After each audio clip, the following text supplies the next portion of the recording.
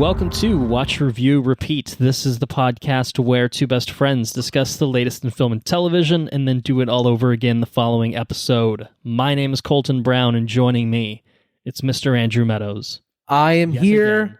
We are here. Yes. In the later hours of the night to record a spooky episode.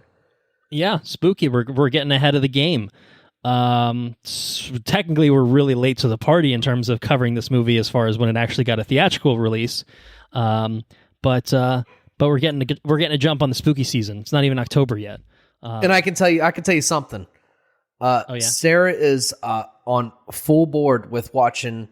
Like she's game. You're not just coercing her into watching. We're watching. Movies. Is that we're watching a spooky. We're going to the movie theaters on Sunday to watch a spooky movie. Oh wow, that's commitment right there. I don't think I could get Anna to commit to that, but so it's full spooky season over here until probably November, and then I told her we could probably watch 60 Days of Christmas shows and start watching putting Christmas music on and everything else. So.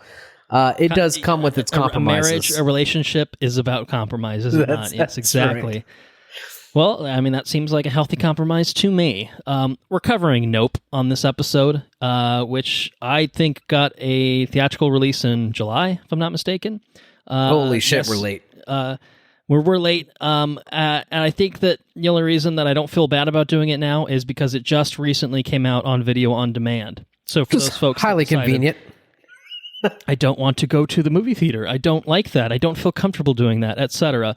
It is now available to buy and rent on Amazon, Apple, whatever, So, and I think that just happened within the past week or two from when we're recording. So, I still watched it in a theater, to be fair. But for the people at home listening, maybe they didn't. Maybe they want to watch it now and jump on board with our coverage of it. And honestly, the bigger reason, really. Maybe two reasons. One is I'm super behind on all the television shows that we probably could have covered in this in this episode. But number two, in terms of films, it is fucking dire straits in the movie theaters right now. I don't know if you saw the box office numbers for the most recent weekend from when we're recording. No, but they brought back Spider-Man: No Way Home with like an extended cut with an extra 10 minutes in it. And that finished at number 3. You want to know what finished at number 1 for the Labor Day weekend box office? What was that? Top Gun Maverick. Oh my God, this legs crushing for days. Still crushing it. It has crossed Black Panther in terms of domestic box office. No way. I had no idea. Yeah, I mean, it's ridiculous. And the legs on that thing, man, just incredible. The jet stream, I don't know. There's a plain version of legs that I could come up with, but I'm not there yet. So yeah,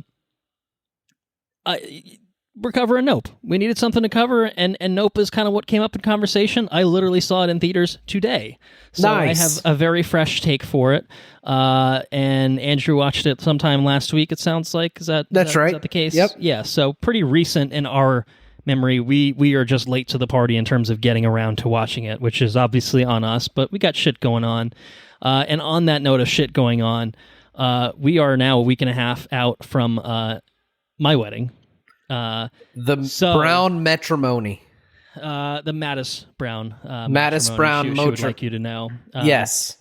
So you just went through it recently yourself. You know what the drill is like with those last couple weeks of crunch time and getting down to business with getting all the affairs in order and all that jazz. So we were not going to have a lot of time to record probably after this one, if any time to record after this one, until after the wedding, until after we come back from the honeymoon. So this might be it for at least a couple weeks in terms of recording, getting episodes out. So we're going to try to pack a lot into this episode, and if we find time elsewhere, great. But I'd say don't bank on it because I'm gonna be busy. I'm gonna be busy, and even if I had time to record, I will not have time to edit. So that's right. What's the point, right? So Nope. Why don't we talk some fun facts about Nope? Do you have one? So I have one fun fact. It's kind of a... So Jordan Peele went through incredible links, it sounds like. I had a little bit of time. Work was a little bit slow today. Sure. The script was done a little bit early, so what the fuck? I'll go ahead and see if I can find anything. And it sounds like Jordan Peele put an incredible effort in to make the antagonist of this film a believable antagonist. Going as far as giving the antagonist classifying it as an organic being on Earth, right? Giving it a scientific name and a phylum and all that stuff, right? So it has its own category in the animal kingdom. So the formal name of the antagonist in this film is Oculonibus Edequius is what I believe it is. I thought I did a good job on the first time. Oculonibus Edequius, which is means I don't remember what it means. I looked it up earlier today, and I had a bottle of wine since then. So that's the scientific name of the antagonist in this film, and it was also inspired by a villain in Neon. What's the anime? Neon Genesis Evangelion. Exactly. Yes, okay. That's it. Took the words from my mouth. Yes. So a lot of effort, which is, he puts a lot of effort into his films. His films have a lot of, I don't know. He's a very thoughtful. I would say at this point in the game, Jordan Peele is very much an auteur, right up there with all the people that. You can just you watch one of his movies and you can tell who's directing, who's behind the camera, right? And he's one of those guys, and he puts a lot of effort and a lot of thought into his projects. And this film's no different. Take it or leave it. That's he did put a lot of effort into it. So, yeah. Anyways, he pulled a lot of scientists and stuff into the way things are. I'm trying to be vague. But he brought we're like tiptoeing the line of getting too spoilery with it, but obviously it's been out for a while too, so I don't really feel that bad about it. Is kind of my thoughts on it. We'll still keep it reined in, and then if you want to offer maybe more details and when we get to spoilers we can get there, but you've already hit on a few things that I'm not sure that were totally disclosed in marketing, but that's okay. Also Oculonibus Edequius is also known as Jean Jacket, so that's also a name for the villain, if you will, of the film. So, anyways, that's what I got. Fun fact. Cool. Trying to be vague. Yeah. The only thing that I was going to throw out there, which is kind of inconsequential, certainly in terms of the plot. But as far as the plot is concerned, there's a frequent usage of a little animated film clip of a jockey riding a horse. That was in the trailers. Which is actually a real thing. And it is apparently known as Sally Gardner at a Gallop.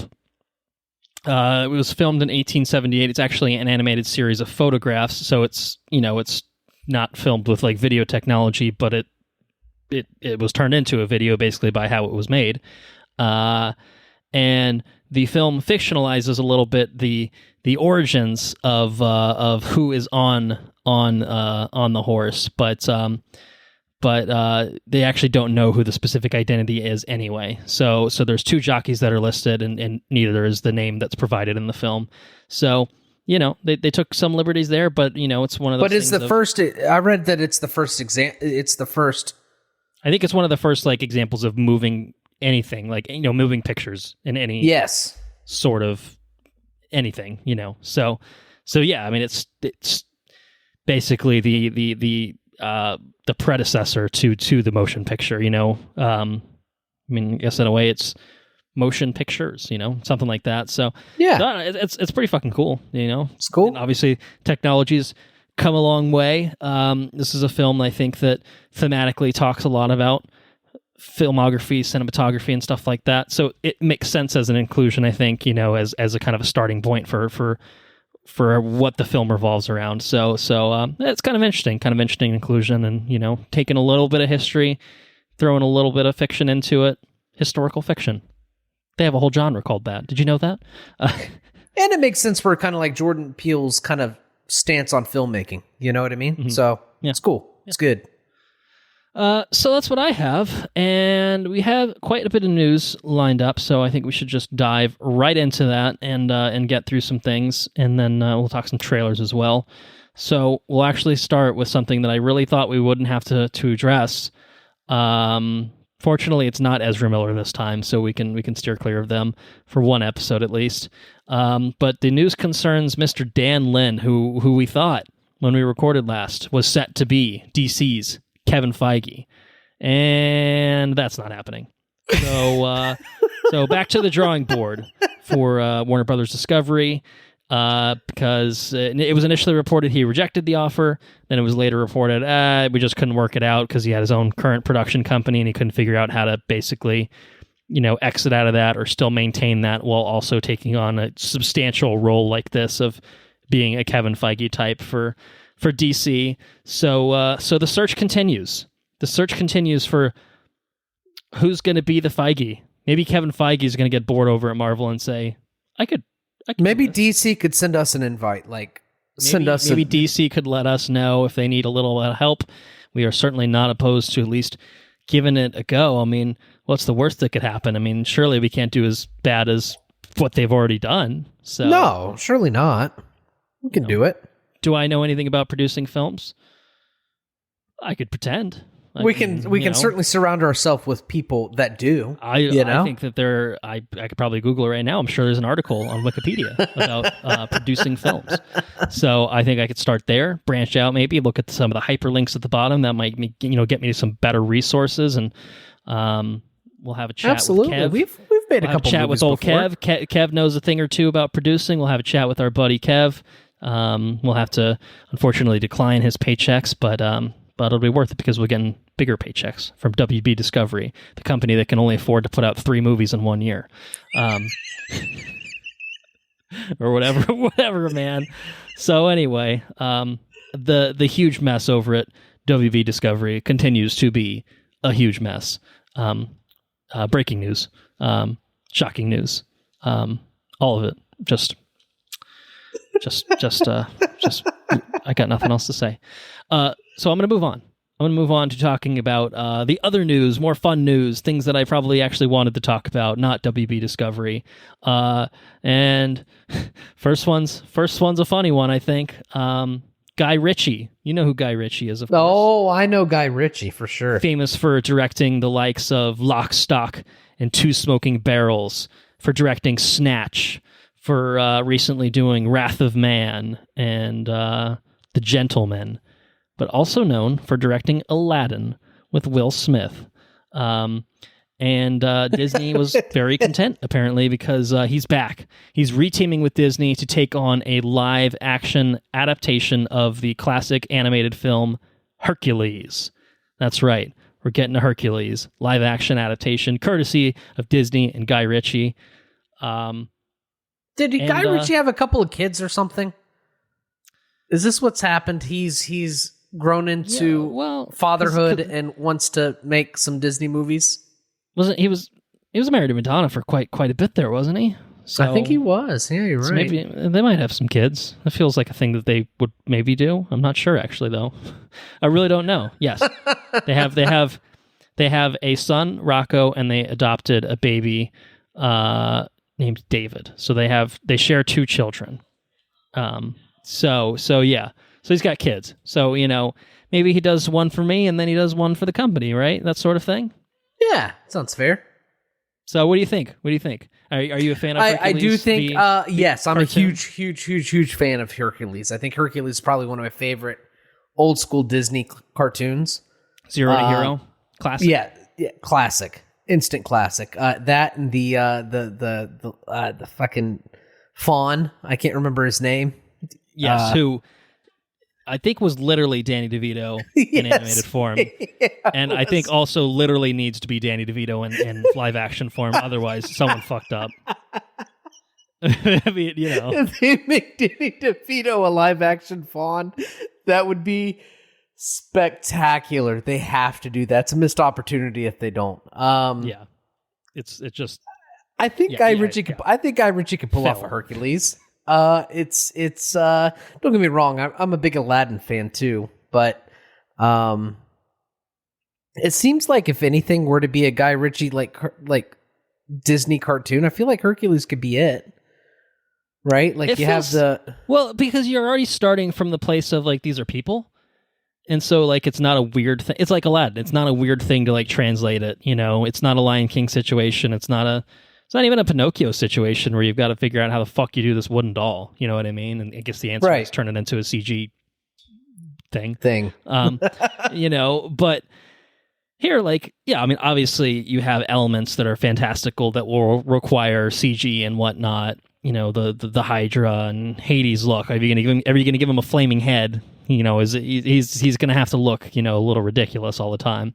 But I think that it lends itself more than some of the other ones inherently, just due to what it is. Also, it's just like a classic.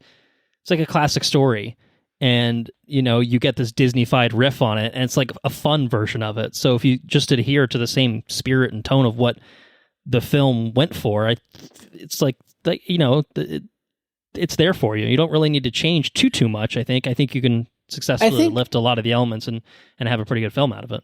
I think in the same vein of his other films, though, like you have a male protagonist who's doing these different, like, just inherently his characters are always on these like one-off spin adventures. You know what I mean? Of different shit popping off. It's kind of like a Guy Ritchie thing, just random shit's popping off all the time. And I think that a Hercules tale could be spun within, his kind of like it could fit within his portfolio. It seems like kind of a story that he's capable of telling. So I hope he does it good. I can't recall how I reviewed Aladdin. I remember the Will Smith being a little weird. But it was. I mean, it was very different from the cartoon, and I think some of the changes were successful. I think Will Smith, I think overall a downgrade from Robin Williams, and that's not like a crazy far-fetched thing to say, but like he was very different, and it kind of worked on its own merits, I feel like, whereas like the changes they made to Jafar did not. Oh yeah, Jafar was the worst. Yeah, I forgot about Jafar. If Hades gets the Jafar treatment, then we're in some trouble. But I think otherwise Aladdin was like a pretty like good live action adaptation that was different enough to stand on its own. And so I guess it's somewhat contradictory to what I just said. Like I think that you have an easier task of adapting Hercules as a cartoon into a live action film without changing a lot. That said, I always kind of have the same philosophy with a lot of these of if you're going to bother, make it stand apart. Make it be unique, make it be different in some way. Otherwise, it doesn't really have a reason to exist other than just as a vehicle to make money, which, it is. I know it is, but like, that doesn't mean it can't have any artistic merit as well, while also making money. So nobody likes a puppet, So but make Guy it work. Ritchie as a director, he's a talented director with unique, fun sensibilities. And like I think that he's shown with his experience that like he can do things that are kind of outside his traditional British crime genre and be successful. Because didn't he do the Sherlock Holmes films? I think he did. Yeah, you're right. I mean, it's a take on a classic story that had a very Guy Ritchie take on it. It was very different than any other Sherlock adaptation that had come before, and so he's clearly capable of taking existing properties and working with them. So I think it could be an interesting fit. I think it could work out. So we'll just have to wait and see. I don't think it's going to be filming anytime soon. So, but to something that I hope is getting filmed soon. Hard segue to the next news. Is what yes, the next news. Yes, well, I'm excited about this one. I can tell you that it's currently in production right now. Oh my god! the next season 6 of Black Mirror. I didn't ever think it was going to ever come. Yeah, it's one of those shows that I feel like every couple of years like swings back around, right? Because it's basically like it's really highly dependent on what's the creator's name? Is it Charlie Brooker or something like that? Charlie Brooker. Like basically he's the guy that's in charge of like writing all this shit, making it all happen. So it's kind of like really dependent on like, do you feel like doing more? Not right now. Well, what about in a year? Maybe. And then a year and a half. All right, I'm ready, you know? And so like that's kind of how it seems to flow, especially since those early seasons and basically since I guess Netflix picked it up, right? For like what, seasons 4, I think, something like that, and 5. Who had it before that? I think it was a British show. I mean, I think it was just maybe BBC. Was it really?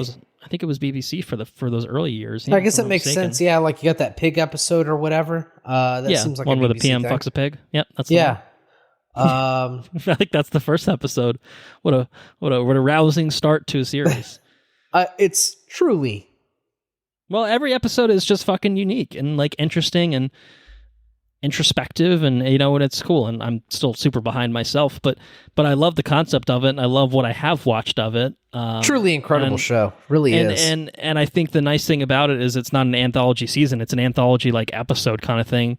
And because it has the clout that it has, although I will say, even those early seasons have some great British actors in them too. But now you get tons of talented actors coming on board because it's a well established thing at this point. Like, you're going to be in for some good shit. You know, if you sign up for one of these things, it's probably shorter than filming a full movie because it's just a one-off episode of however long, and it's probably going to be pretty fucking cool. So the news is obviously that it's coming back. It's in production. Season 6 is happening.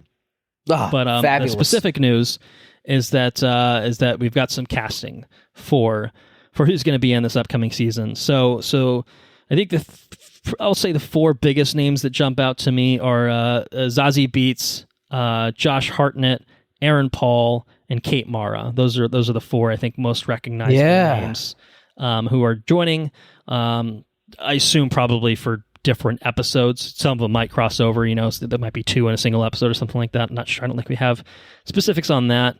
And then there's a few others that have joined. I honestly don't recognize the names, so not to discredit those folks. I'm sure they're very talented, but I don't think they're going to mean anything to you, and I don't think they're going to mean anything to the listeners. So this is casting for 3 episodes, and it sounds like there are also going to be more episodes, which it's not clear to me if that's like a season 7 situation or if that's just they're only filming the first 3 episodes of season 6 and they're going to do another 2 or 3, and they just haven't cast those yet or something like that. So anything on the episodes or anything at all, or not? No, I don't think we have any details of what to expect in terms of the stories for any of them. So all we know is it's happening.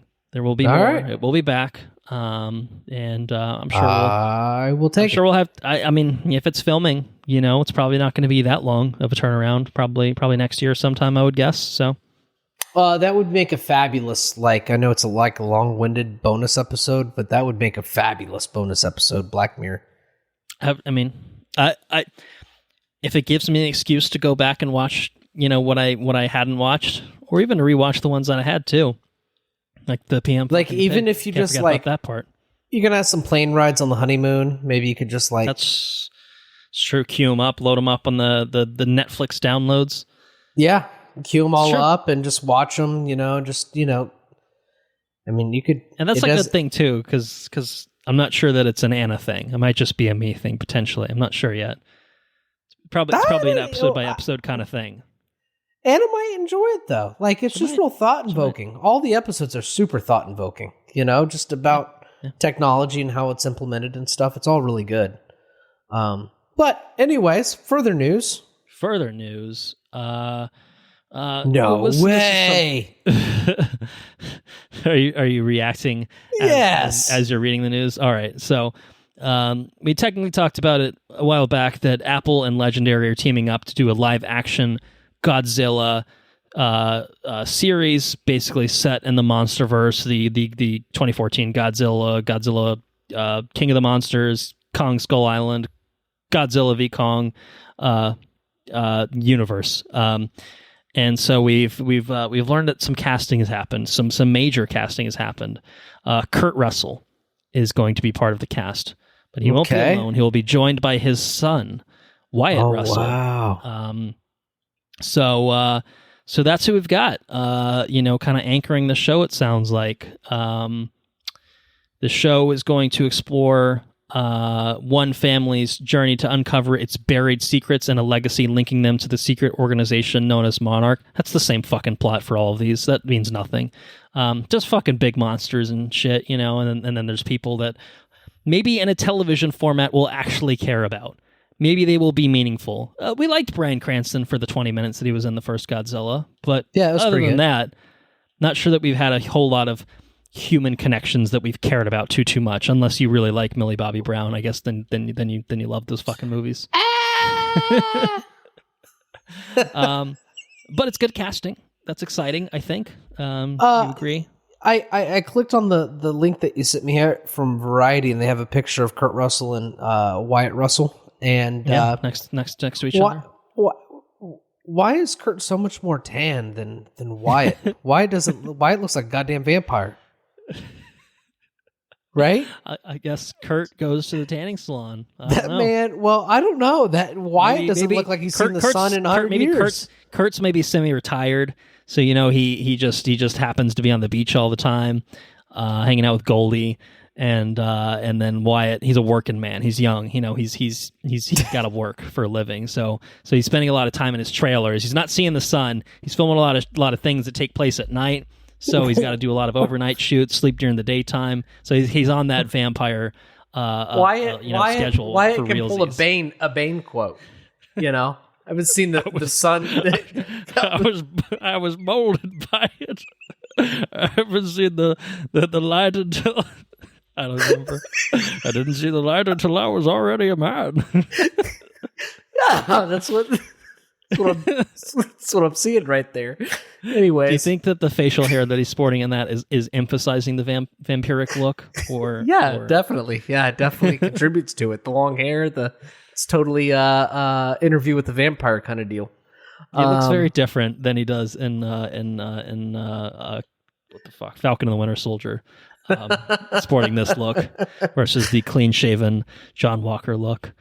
But both great actors. Looking forward to it. I can offer one extra detail. WandaVision director Matt Shakman is attached to direct the first 2 episodes of the show and executive produce. And wouldn't you know it, the man's going to be doing something else pretty soon too. Matt Shakman has been, he's in talks. He hasn't been hired yet. He's in talks to direct Marvel Studios' Fantastic Four. Taking over the reins from John Watts, who departed the project a few months ago, and sounds like Marvel Studios was happy with his work on WandaVision, and he's a hot commodity, as just discussed with working on Godzilla. He's taken on the Fantastic Four gig, and as a result, he was attached to direct the next Star Trek film. And he has had to drop out of that project in order to facilitate the scheduling, the production schedule for being able to shoot Fantastic Four. So that's basically what's the latest with Fantastic Four. Man, so it's happening. It's like it's moving down the pipeline. It's happening. They set a date for it during Comic-Con for I think 2025 maybe, or 2024 even maybe. I'm not even. I'm gonna ask you a question. Do you remember how pumped we were when Marvel movies started coming down the pipeline?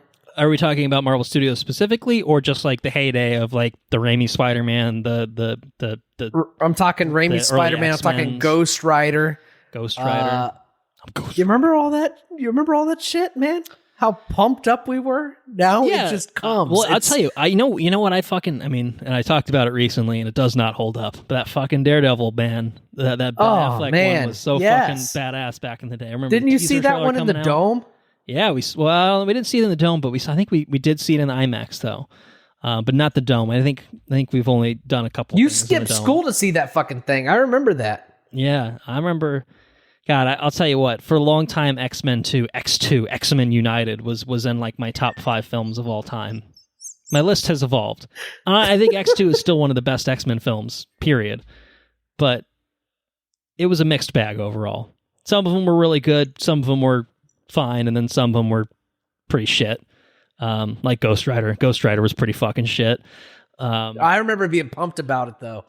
When we saw those trailers, I remember sitting on that fucking stool watching the fucking trailers over at your house. Ghost Rider is a fucking cool looking character, man. He's a fucking skull with his head on fire. Feel like my skull's on fire, but otherwise I'm all right. I can't believe. One thing that just totally shook me is when I went to visit your parents, and they still had the stool. The mythical stool that Andrew spent many years sitting on. That stool developed me into what I am today. Yeah, that stool is a mythical stool. There's no other way to word it. The test of time as well, which is impressive. I mean, it is impressive. It's a well-made stool. I mean, it was like, I think it was like sort of like a little, wasn't it like a little rickety? Like, you kind of like shake it side to side and it would, shift your weight a little bit. But I don't know. I sat on it within a year ago and it seemed to support your butt pretty good. It seemed to support my current physical state, Yeah. So yeah, well-made stool, man. Yeah. So anyways, I don't know. Anyways. I just, and Fantastic Four is something that both of us have been, very excited for a very long time. We've been let down twice. 3 times, actually. 3 times, yeah, really, yeah. And so to see, it's hard to say. Like, I think let down once for sure, and then maybe there's the hope that the Rise of the Silver Surfer is an improvement, and maybe it is a slightly small improvement, but it's still bad. And the Galactus treatment alone is insulting. I don't know that we ever really had hope for Fantastic. I feel like that seemed like it was doomed from the get-go. I think we were old enough and wise enough at that point to like watch a trailer and be like, oh no, this just looks like shit. I think this is gonna be bad. So we've been burned at least once, possibly twice, possibly 3 times. And the sad thing is so many like superhero combinations have been made successfully. And for some reason we've waited so long for a successful Fantastic Four. So get the Fantastic Four right. We still haven't gotten a proper Doctor Doom, and all the Fantastic Four villains that are associated.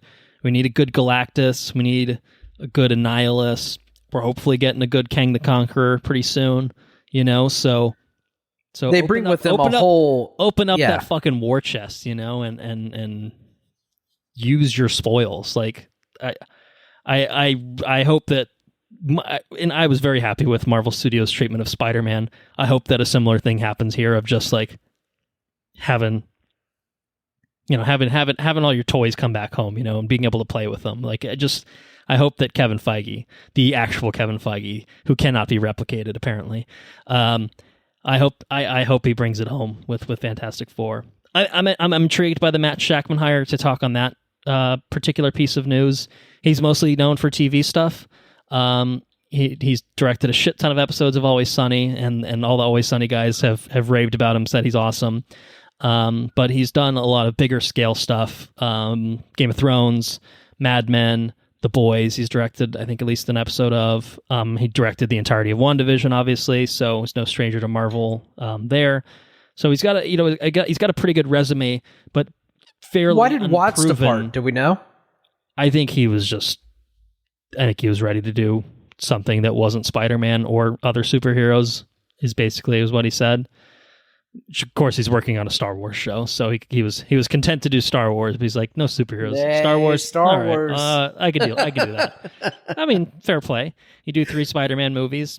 He might. I can't blame you for wanting to do a Star Wars movie. Yeah, that's okay. I think. I mean, it's also one of those things. If he did Fantastic Four, is there a likelihood that he comes back for a Spider-Man 4? Maybe he does now. Maybe he'd be more interested in it if he can step away from that area for a couple of years and then come back to it. So we'll see. We'll see how this all pans out with Matt Shakman. We're getting probably by the next time we record, the D23 conference will have happened, in which we're expected to get more Marvel Studios announcements. People are really heavily speculating we might get a Fantastic Four cast reveal then and there, which would be awesome. So if that does indeed come to fruition, then we'll be talking about Fantastic Four shortly. But nothing else. I double checked. It is a 2024 film, so it's less than a couple 2 years away. Yeah, it's excellent. It's really not that long in the scheme of really things. exciting. So very, very exciting stuff. All right, shall we talk some trailers? Let's talk them. Okay, let us begin with talking about a sequel from Kevin Smith called Clerks 3. What did you think about this trailer? Are you a Jay and Silent Bob kind of guy? I know I just talked about it recently that I just watched Jay and Silent Bob Reboot, which I had come out a couple of years ago and I finally just got around to. I know you haven't seen that one, but like, where are you at with this particular franchise? Are you in for Clerks 3? You are far more versed in the Jay and Silent Bob and just the Kevin Smith verse in general than I am. And I've fallen off on Kevin Smith a bit lately because he's put out a lot of dog shit films. Like, good for him. He's making what he wants to make, but a lot of them have been bad. So, yes, but I think that's still fair to say. Yeah, no, totally. But he does still have a following. I mean, he's got a unique sense of humor. His films follow his sense of humor, and I'm glad that people like him have an avenue to produce what they want to produce. You know what I mean? That's awesome. Mm-hmm. Yeah. I'm glad that he's had the success that he has in order to make what he makes. It's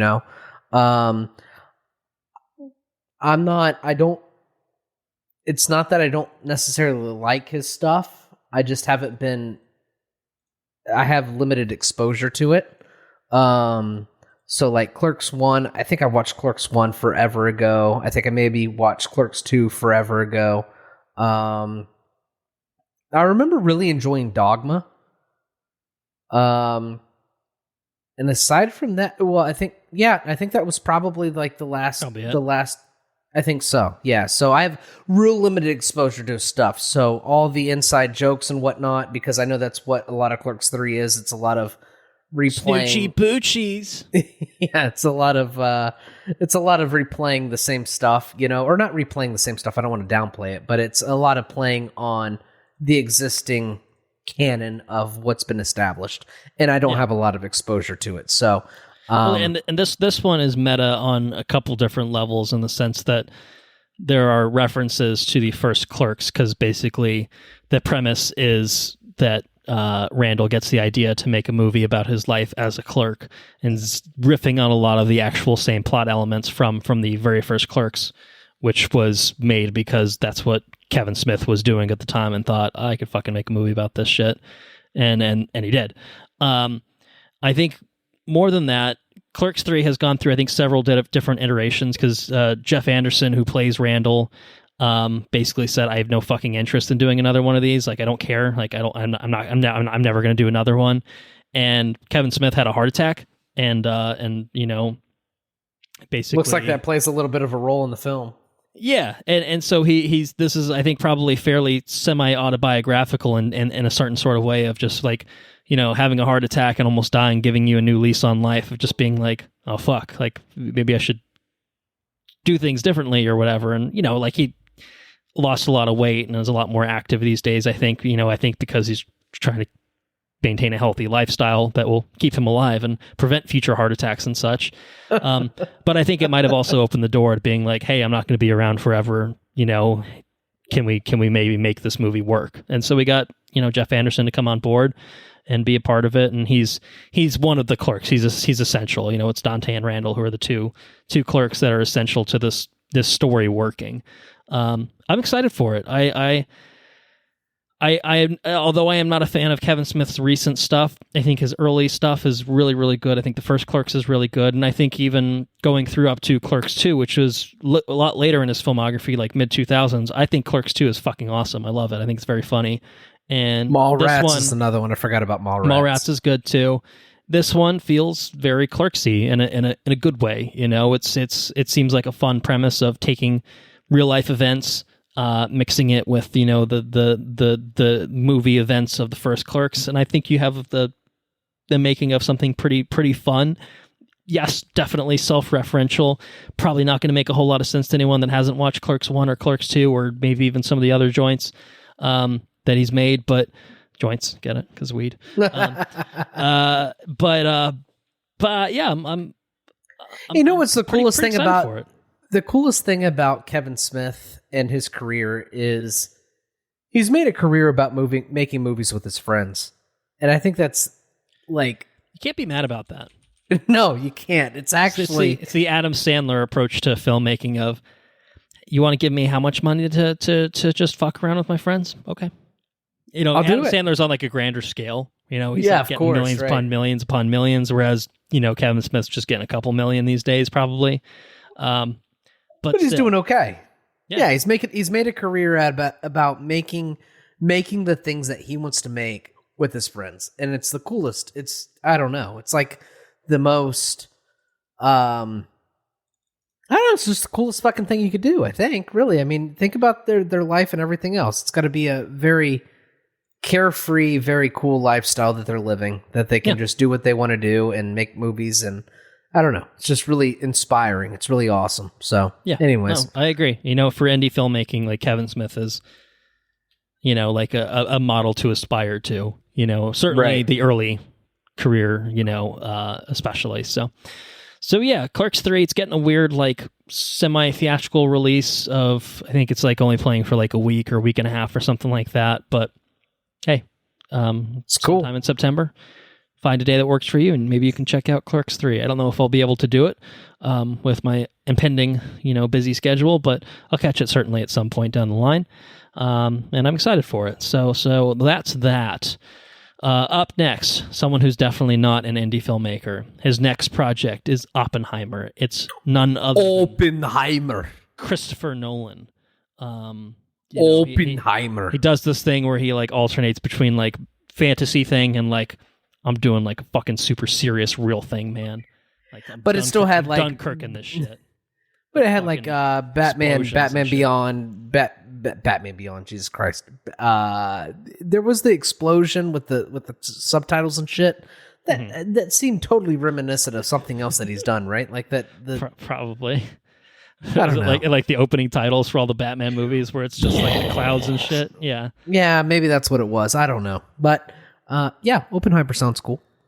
Yeah, we got an announcement teaser trailer. It's just called an announcement.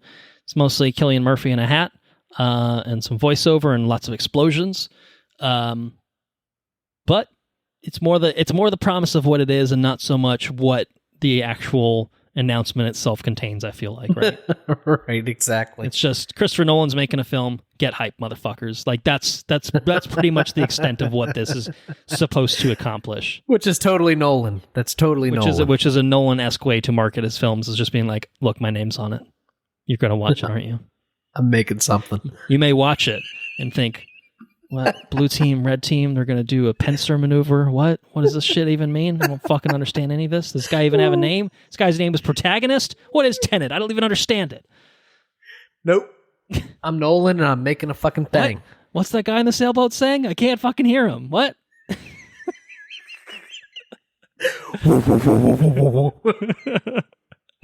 But god damn it, this thing has an impressive cast assemble. I know we've probably talked about it, but Cillian Murphy, Emily Blunt, Matt Damon, Robert Downey Jr., oh my god, Florence Pugh, Rami Malek, no way. Benny Stop Safdie, it. Josh Hartnett, Dane Jesus DeHaan, Christ, Jack Quaid, oh fuck, Matthew stop, Modine, no way, Alden Ehrenreich, Kenneth Branagh, David Dastmalchian, Jason Clarke. Jeez. I think I'm running out of the... Is this fucking Dune? Gary Oldman. Casey. No! Yeah, it's a bit Dune-esque, definitely. That's the Christopher Nolan effect, is people are just being like, I'll work for peanuts, my dude. I don't really give a shit. I don't give a fuck. Pay me in a slice of pizza, that's fine too. You know, catering for the day I'm on set, great, I'm good. I'll even pay for my fucking flights in and out of where I need to go. That's what they said. They all said, "Stop it, stop it." You're inviting me? Okay, whatever. Yeah, I'll be there. Pretty much. So, It's coming to theaters July 21st, 2023. I'm excited to see more footage, properly from the film, but it's Christopher Nolan. We'll be there. I don't think there's any question about it. Nope. Any other thoughts? Nope. Well, do you have thoughts then on the next trailer for a Sony Pictures film called The Woman King? Is this a film about the what are the Black Panther badass females called? The Dora Milaje. Yes. Is this a movie about the Dora Milaje? In a certain yeah, in a certain way, yes, but not really. I think that I don't know this for a fact, but I'm guessing basically the Woman King is about the Republic of Dahomey, who had the Agoji, who were the woman, like all female warriors, like that protected the kingdom.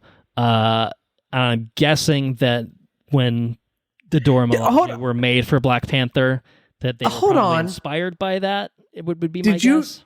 Did you just pull all of that? Did you just No, I'm looking at Wikipedia. Oh, okay. I was gonna say, holy shit! Who Try the fuck am I talking to? It's not just from reading it verbatim, but yes, I definitely have done a little bit of research. Okay, I was gonna say, oh my god, you're a fucking historian. I had no idea. That's amazing. Real Dan Carlin type. He does, right off the fucking cuff. He just knows the shit. Yeah, no, I mean, there's obviously some similarities. I don't think there's any doubt about it. From the way that the fighting's choreographed, through all of that, it felt very Black Panther-esque. Just in terms of the style in which it's made, I think, for sure.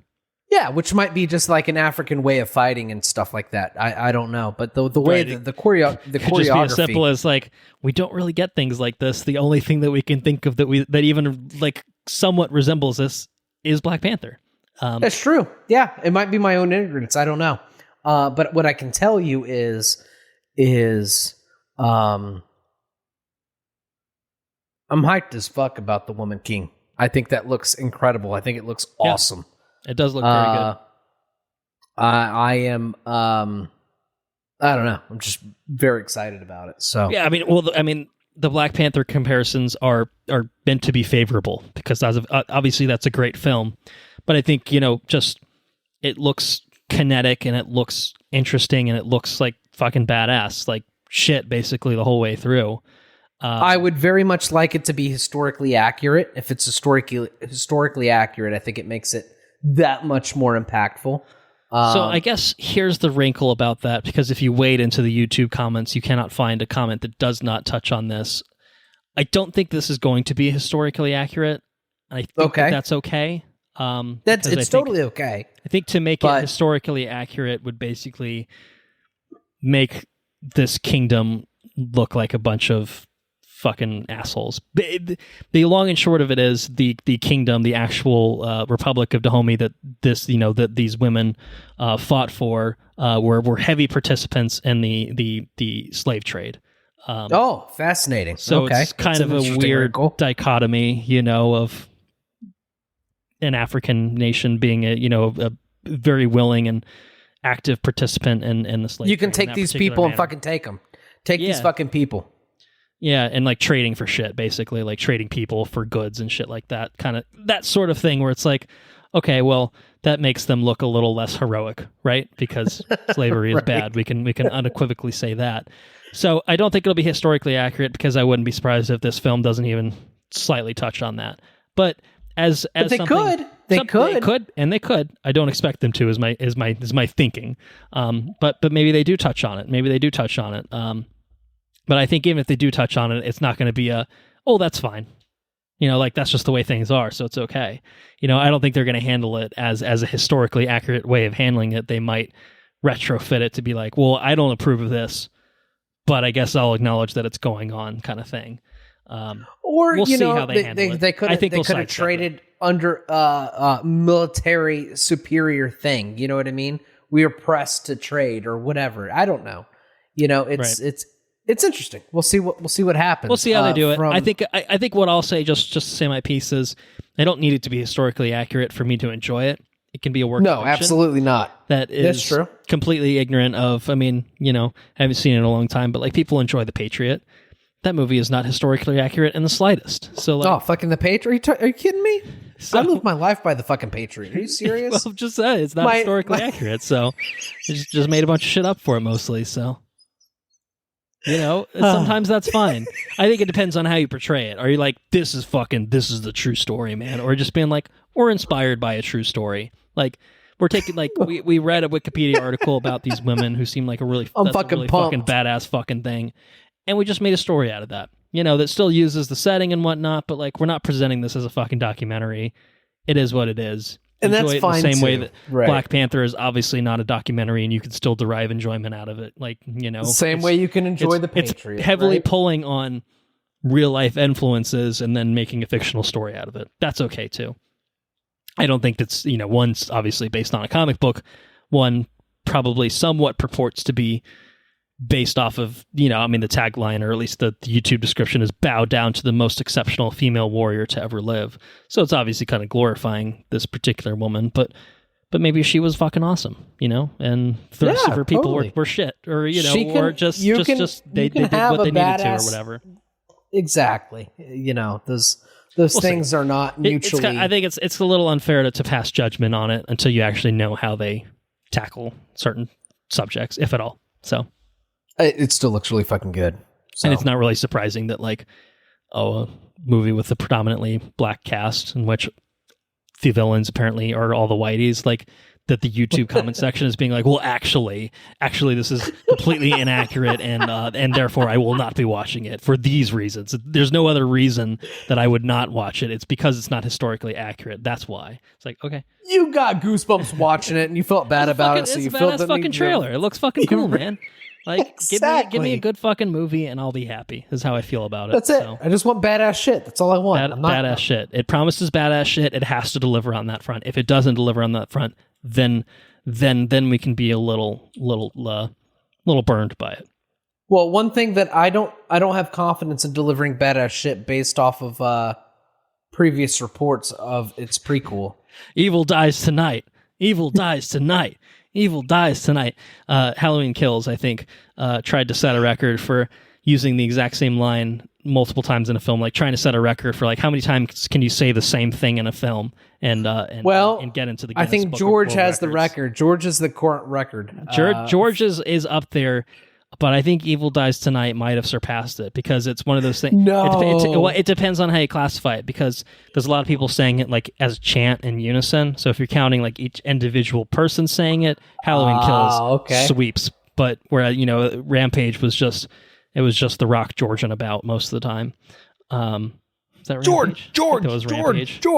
Yeah, it was Rampage. Where else would there be an ape named George? Halloween Kills was fucking terrible. So I'm not really confident. Yeah, to close that thought. And Halloween Ends. But it's coming. It's coming. And it's going to end. It's going to come during spooky season, October 14th. It'll be in theaters and on Peacock. Ooh. So even you could watch it at home as one of your movies to watch. You could honestly probably skip Halloween Kills, and it's probably fine. All you need to know is Michael Myers, wouldn't you know it, survived the events of the first one, or the first sequel or whatever, and he's out. He's going to kill some people. He's going to kill some people again, probably. Okay. Well, and Laurie Strode's back. She was sidelined for 95% of the last one. So really, in terms of just following the Laurie Strode connection, you really don't need to watch the second one. In fact, I don't think anyone in the process of making it really thought too hard about it. Does anyone give a shit about this? Nah, just do what you want, man. It's fine. I don't care.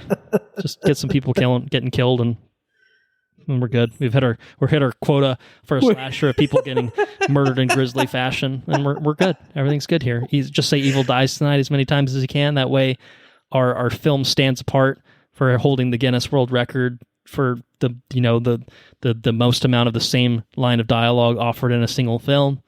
We're good. That's all we need here. Dies tonight. Well, I can't say on Evil Dies Tonight, but I can say that this trailer didn't do anything for me. So there's that. I would agree. Yeah, and it sucks because I feel like that first sequel was pretty effective.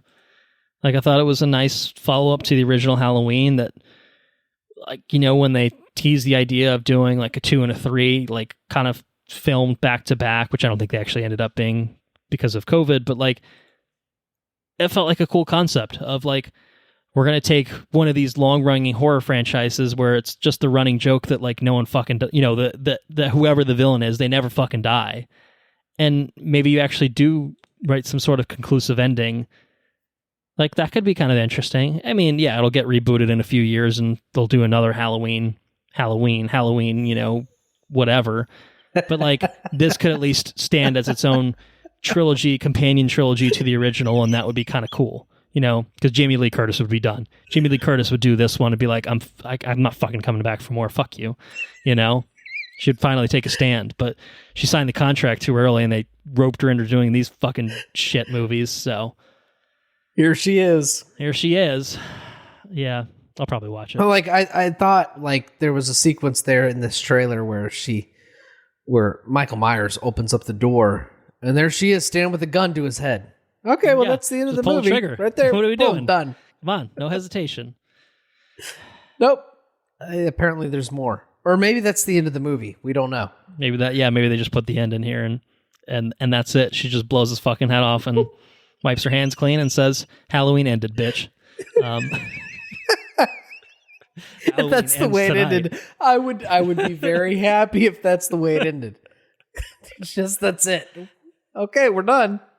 But I don't know. think it will. I have reasons to doubt. So it'll end with her shooting him in the head somehow, and then you'll hear him breathing in the credits again. It'll be the exact same shit. Yeah. Post credits is just slowly rises, and it's like, Halloween ends again. October 2023. We're gonna get it. Oh, Jesus. I will tell you though, hard segueing to the next thing. Yes, let's end our conversation on Halloween Ends and talk about our final trailer for the evening. The next thing, I would say 98% of this trailer got me hyped as fuck for it. Okay. And that's Andor. The official trailer for Andor, which is following Cassian, I believe his name is Cassian Andor. That's right. Yeah, who we were introduced to in Rogue One, and this tells the story of him leading up to the events of Rogue One. 12-episode series, which will be getting a second season of also 12 episodes. We're getting a 3-episode premiere September 21st, and yeah, this is like our first full-fledged look at it. Do you want to start with the 98% or the 2%? I'm curious. I'll start with the 2%. The 2% is the very beginning of the trailer. I hate to like join in on like the negative bandwagon, but there's a sequence where like in the very beginning, the Star Destroyer is flying over the thing, and it zooms in on like a dude holding a rifle. Okay. And that rifle is very much just like an AK, right? Like there's not very Star Warsy. No, it's not Star Warsy at all. Like, and if like you were going to portray that particular planet as being like an Earth-like planet, and that's like what they have for firearms or whatever, then that's a cool direction. That's a new direction that we haven't seen in Star Wars, right? I highly, highly doubt that that's the direction that they're portraying the planet. It's probably still shooting lasers at the end of it. It's probably what's happening. It just right, but it's a laser AK. It's a laser AK, and it just seems kind of lazy. Like they took a prop from another set and just gave it a Star Wars. Hold this thing. Just paint it all black. We're good. Yeah. It just seems very, very, very lazy, that one particular sequence, especially for, like, it's one thing if, like, a double's holding it or whatever, and like, you have to, like, pause and, like, zoom in to see what they're holding in order to do it or whatever, It's another thing to have it front and center in the middle of your, like at the beginning of your like reveal trailer. It's another thing entirely. It seems just lazy, or just a massive oversight. But the rest of the trailer gave me goosebumps. It seems like we're seeing like, it seems largely less actiony than we've seen in a lot of Star Wars stuff, and more politicky, which is pretty cool. Because it's really about the rebellion finding a foothold. Establishing its foothold, leading into the events of Rogue One, which leads into the events of the original trilogy. And that's all really interesting territory to explore. Like, obviously, it's been explored in some extents by Rebels itself, but probably not, certainly not with the same type of tone that you're getting in this, where it's... No, it seems like there's a politician, like, front and center that is going to be playing a huge role in the show. And well, it's got literally Mon Mothma, and then, Stellan Skarsgård seems like he's a pretty integral character in some way too. So, and then you've got your agent, of the rebellion with Andor himself. So, which is cool. It seems like a really fascinating niche within this like particular area where you can try to tell the story. Yeah. And the villains seem to just be Imperial officers. You know what I mean? Like, that's not, right. It's not really, it's not a Kenobi, it's not a Jedi versus Sith kind of thing. It's boots on the ground kind of, fucking combat, warfare kind of shit, rebellions and shit. So, and I think that the thing that stands out to me about this trailer is the way that it looks. AK props aside, you can tell that the coloring and everything else. It just looks better than the other Disney Plus Star Wars shows have.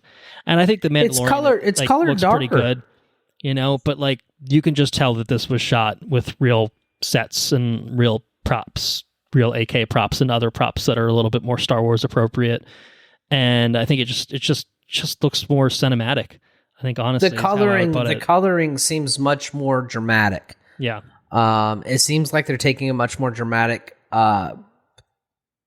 angle with the way they're choosing to shoot their shit in this show.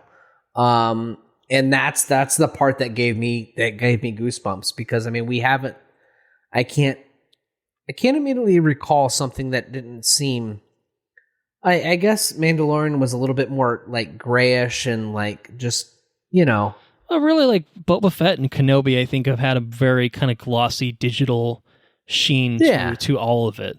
I think Mandalorian's had aspects of that, but I think it's been a nice mix of using the volume with more practical locations. That's right. Like that one feels like it was the template, and then the other ones haven't really been as successful in terms of merging, your digital elements with your live action elements, or your more practical elements at least.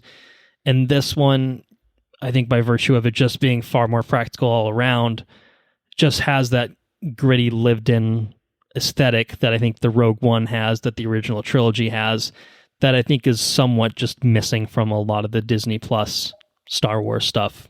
Even Mandalorian to some extent, and again, some of it just comes with the territory. We're not talking about, at least as far as we can see here, de-aging a Luke Skywalker or anything like that. And we're talking about an espionage thing. Yeah, Forrest Whitaker just fucking still looks like he did in Rogue One. He's just got his hair's a little shorter or whatever, and so but other than that, he looks the same.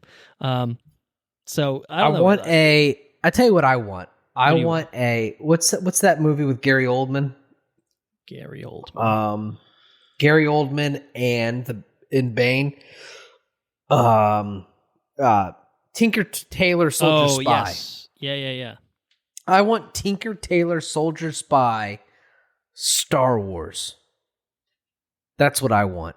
And I'll be happy with that. I think maybe we can get elements out of that, with the show. I mean, I think we'll still get action beats. I don't think it's full on completely spy thing, but it's certainly going to have a lot of espionage elements to it, of infiltrating the Empire and And going that's on cool as missions shit. and shit like that for the rebellion, maybe recruiting members for the rebellion or supplies or stealing ships and stuff like that, which is just a much more sublime show. It's a lot of stuff we got in Rebels, just with a different tone and feel than this brings. You know what I mean? So I'm all for it.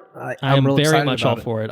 It's not that it means much, but this is the most hyped I've been for like a Star Wars thing in a while. I think that this, even compared to the Obi-Wan Kenobi marketing materials, this to me looks more interesting and just that's right. more well put together. I think overall, like it just feels fucking like they put an extra amount of effort. I hope we get like 70% of what Rogue One was, because out of all the movies that we've received since then, Rogue One is a sparkling fucking film. And so I hope we get, just like I said, just a little bit of that. So, yeah. All right. Well, we won't have long to wait. I will be on my honeymoon when it debuts, but you can bet that I will watch it when I get back home. All 3 episodes, probably not in one sitting. That might be a lot, but I'll watch them. So that's it. Check out Andor when it comes to Disney Plus soon, or at least when it starts on Disney Plus soon. And if you haven't already, maybe check out Nope, because we're about to talk about it.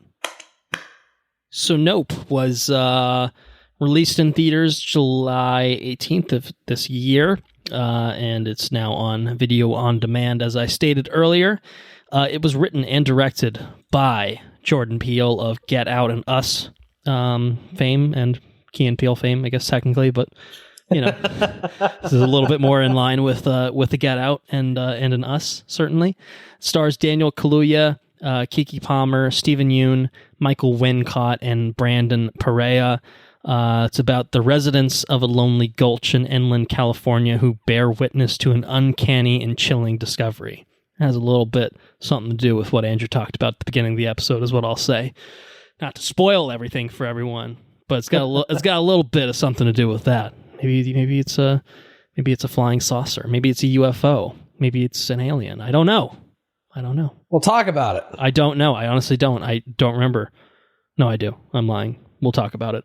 Well, I guess I technically put it in here as a box office breakdown segment. We can do it very briefly because it's been a bit since it came out. But box office breakdown wise, it's at about $120 million in the United States and $39 million elsewhere, giving it a worldwide total of just shy of $160 million. It seems like less than what it took to make it.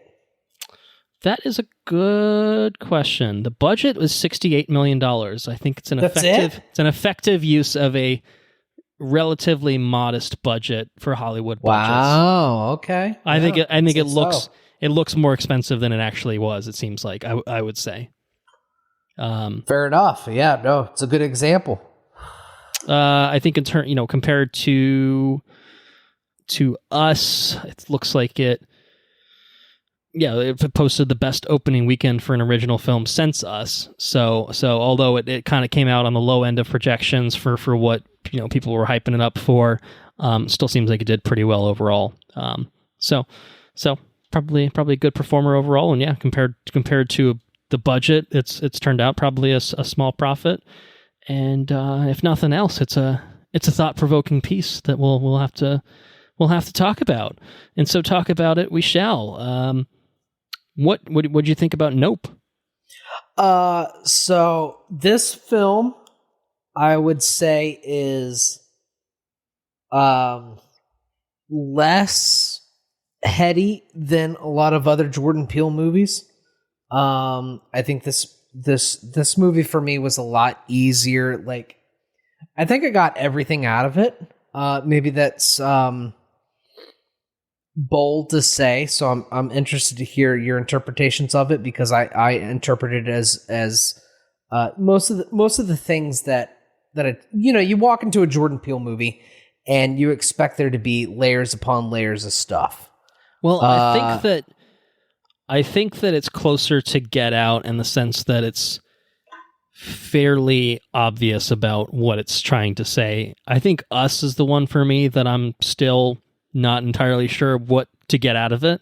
Whereas this one I think is very clear in terms of what it's talking about, you know, and it's not that it's not talking about anything. It's got a lot of aspects that are baked into it, but I think it's pretty clear where it's going with its commentary and themes and genres that it's trying to explore. I think those are all, you can kind of fairly evident. You kind of get it on a first pass. You watch it and you come out of it.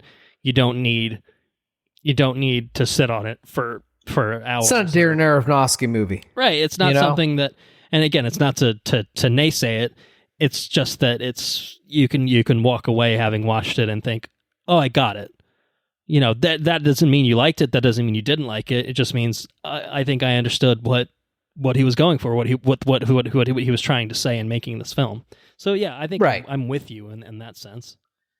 I do think that this film was incredibly well shot. I think that it was well orchestrated. I thought the score was incredible. I thought it was incredibly well acted.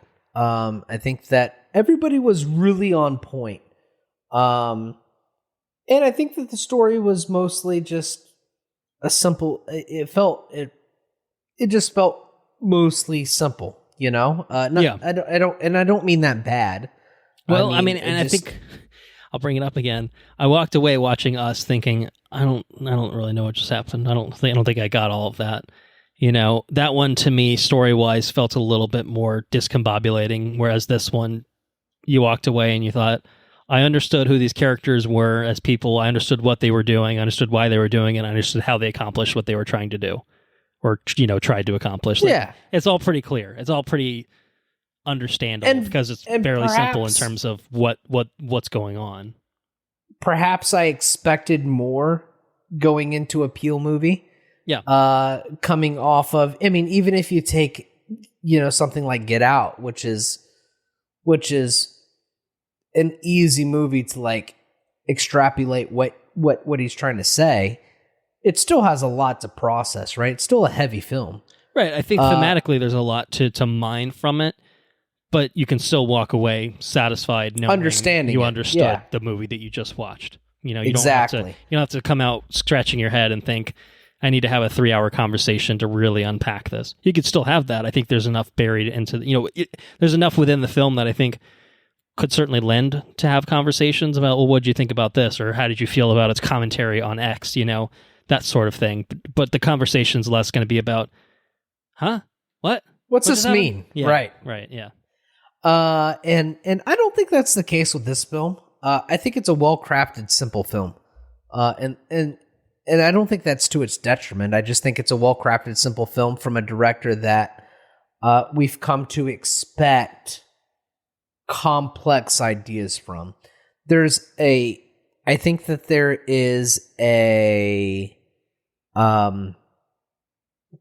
there's a hint of complex things, right? But I think it just kind of like mellows out, and it's not something that you have to really dwell upon. We can get on it in spoilers, but I think if you leave this film knowing that, like, hey, you know, there wasn't anything, I don't think that you're really missing anything. I've dwelt on it for kind of like a week and a half, 2 weeks, and every time I try to think about the movie, I feel confident that I left it understanding wholeheartedly every aspect of the film. Which, like I said, it's not to the detriment of the film. It's just from a director that you come to think that, you know, perhaps there's a lot of nuance within that filmmaking, and I don't think there's a whole lot. I think a lot of this filmmaking and a lot of what he put into this particular movie is into the detail in which he portrayed everything. From the antagonist, which we can talk about in spoilers. And from the lives that the people that he's portraying live. I think that everything was incredibly thorough. I think he's a very thorough director. And this is one particular film where he didn't feel the need to fill it full of subtext, you know? And that's not, like I said, that's not to his detriment. That's just the kind of movie that this particular movie is. And I thought it was pretty good. I like a movie with a lot of subtext. I like a Darren Aronofsky movie where he leaves you dwelling on a whole lot, and I like a movie that'll make you really think after you get done watching it, and you can watch it again and pull something else out of it. I really enjoy that kind of movie, and Jordan Peele for me is one of those directors. But Darren Aronofsky and Jordan Peele sometimes just put out a good, well-made, two-dimensional film, and I think that's what this is. So it's shot well. The score is well made. It's incredibly well acted. The direction of the film is potent, and you know exactly what they're going for. It's not lost in nuance and where people don't understand what they're trying to do. And the color in the shots and just it's a beautiful film. And I like it. I think it's more simple than what I was expecting from him. Does that make sense? Well, I think to add on to it does, yes, to answer your question. I also thought I expected a completely different movie based on the marketing is kind of how I felt about it. And I don't think that's necessarily a bad thing. I think that the movie we got it's not a case where I thought, oh, this is an amazing trailer and it's like an okay movie or a good movie. I don't think that's the case at all. I think it was a trailer that I'm like, I don't know what the fuck to make of this trailer. I don't know where this is going. Like, I think it's going to be this thing. And then when I sat down and watched the movie, I'm like, it's not actually what I expected from this, and it's kind of a similar thing of, it's just not what I expected from the marketing. And I guess in a similar vein, it's not as, I mean, I think Get Out had a lot of subtext to it, which I think was pretty easy to discern. I think Us probably had a lot of subtext in it, which I think was more difficult to discern. And I think this has some subtext in it, but I think for the most part, the script itself isn't really concerned with subtext so much as using all of its disparate elements to inform its own characters and how they act in certain situations and like who they are as people. Like, it's not about subtext overall so much as every little detail being important to the plot or to these characters and their involvement in the plot and stuff like that. That's kind of where it feels more like different from Get Out and Us as obvious direct comparisons as Peele's previous works. So that's kind of how I felt about that. I mean, I expected a different film, but what I got, I enjoyed overall. I went into it thinking it was going to be I thought it was going to be kind of scary. Yeah, spooky. It's not. I didn't find it scary, and I didn't think it had the same sort of horror elements, obviously, that Get Out and Us had. It's a lot more sci-fi influenced overall, but I think it's more of a thriller than it is like a horror movie. I think in terms of like, I think there are moments in it that are genuinely very tense, and you don't like. I think. But this one particularly, I really had no idea where things were going. Like, I just didn't know what the direction was that they were taking with the plot, with how it was going to develop, the mystery of what the antagonist is.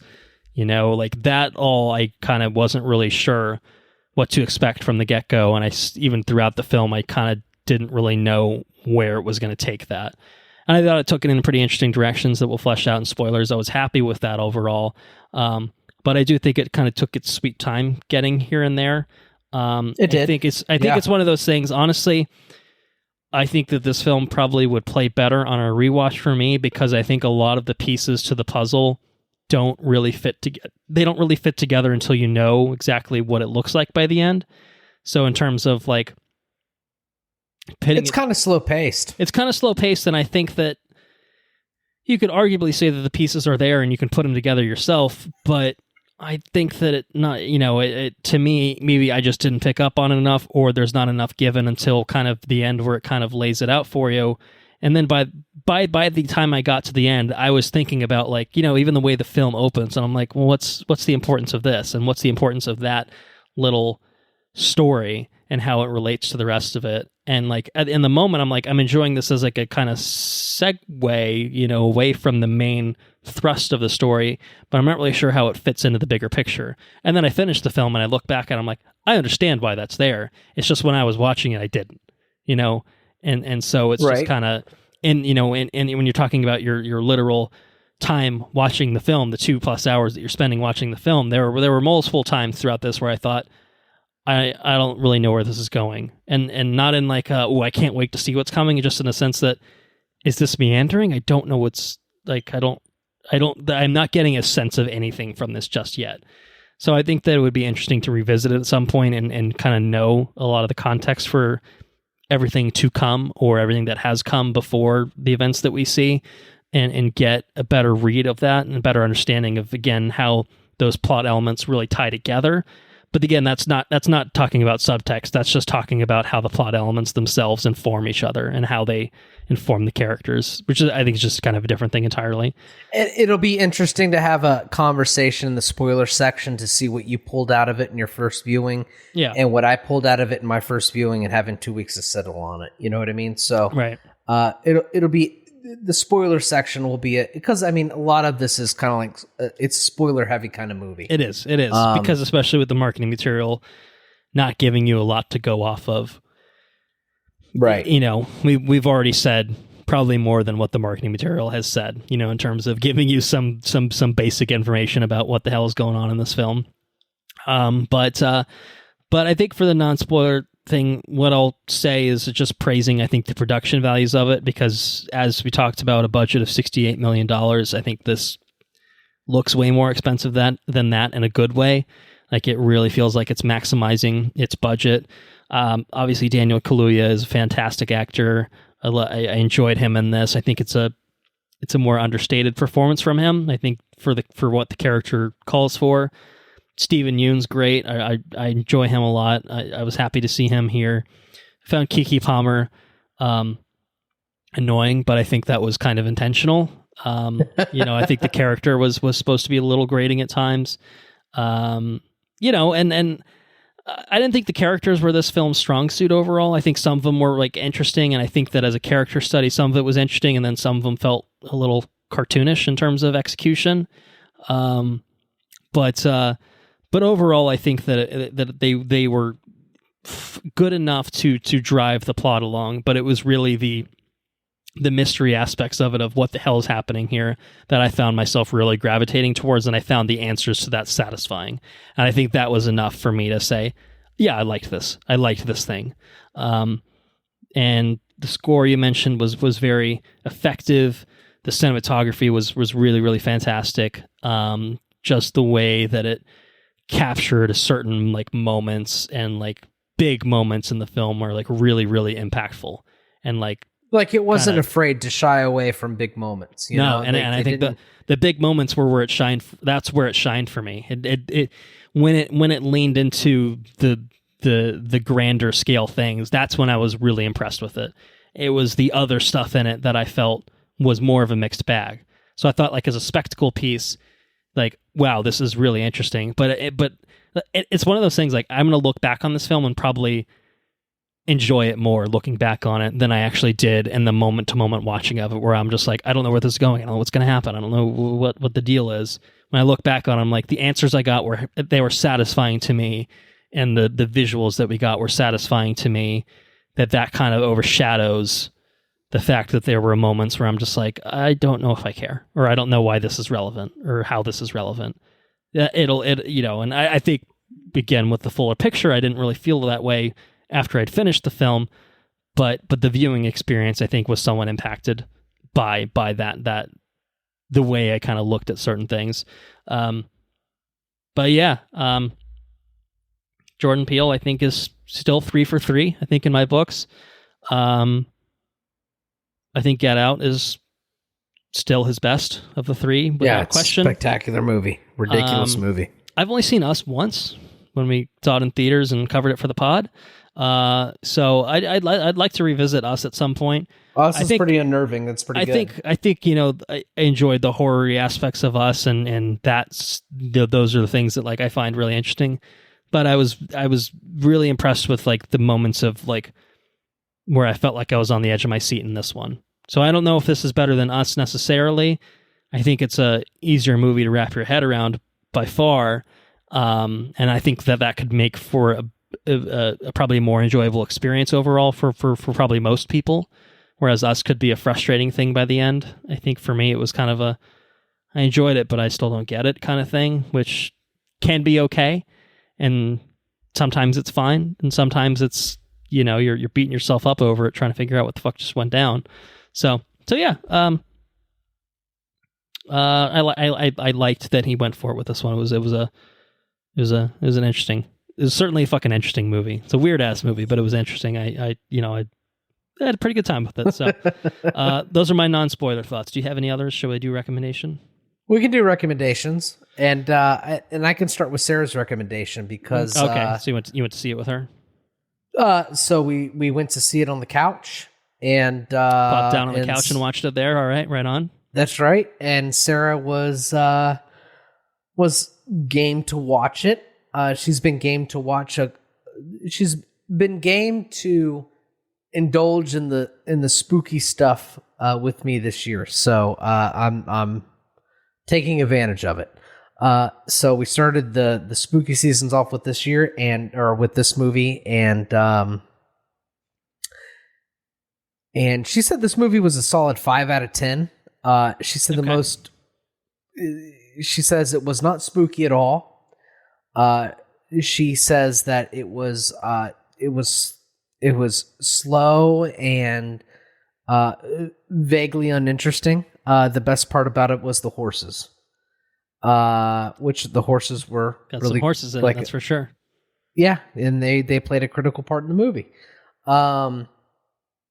So that was her opinion on the movie. I really don't disagree with her overall take on it. I just think those are things that I'm like, I don't mind that as much, Yeah, no. So I mean, 5 out of 10, I guess, would be a totally fine movie. Right. I would go higher than. Well, I will go higher than totally fine for myself. Maybe you won't. I don't know. We'll see.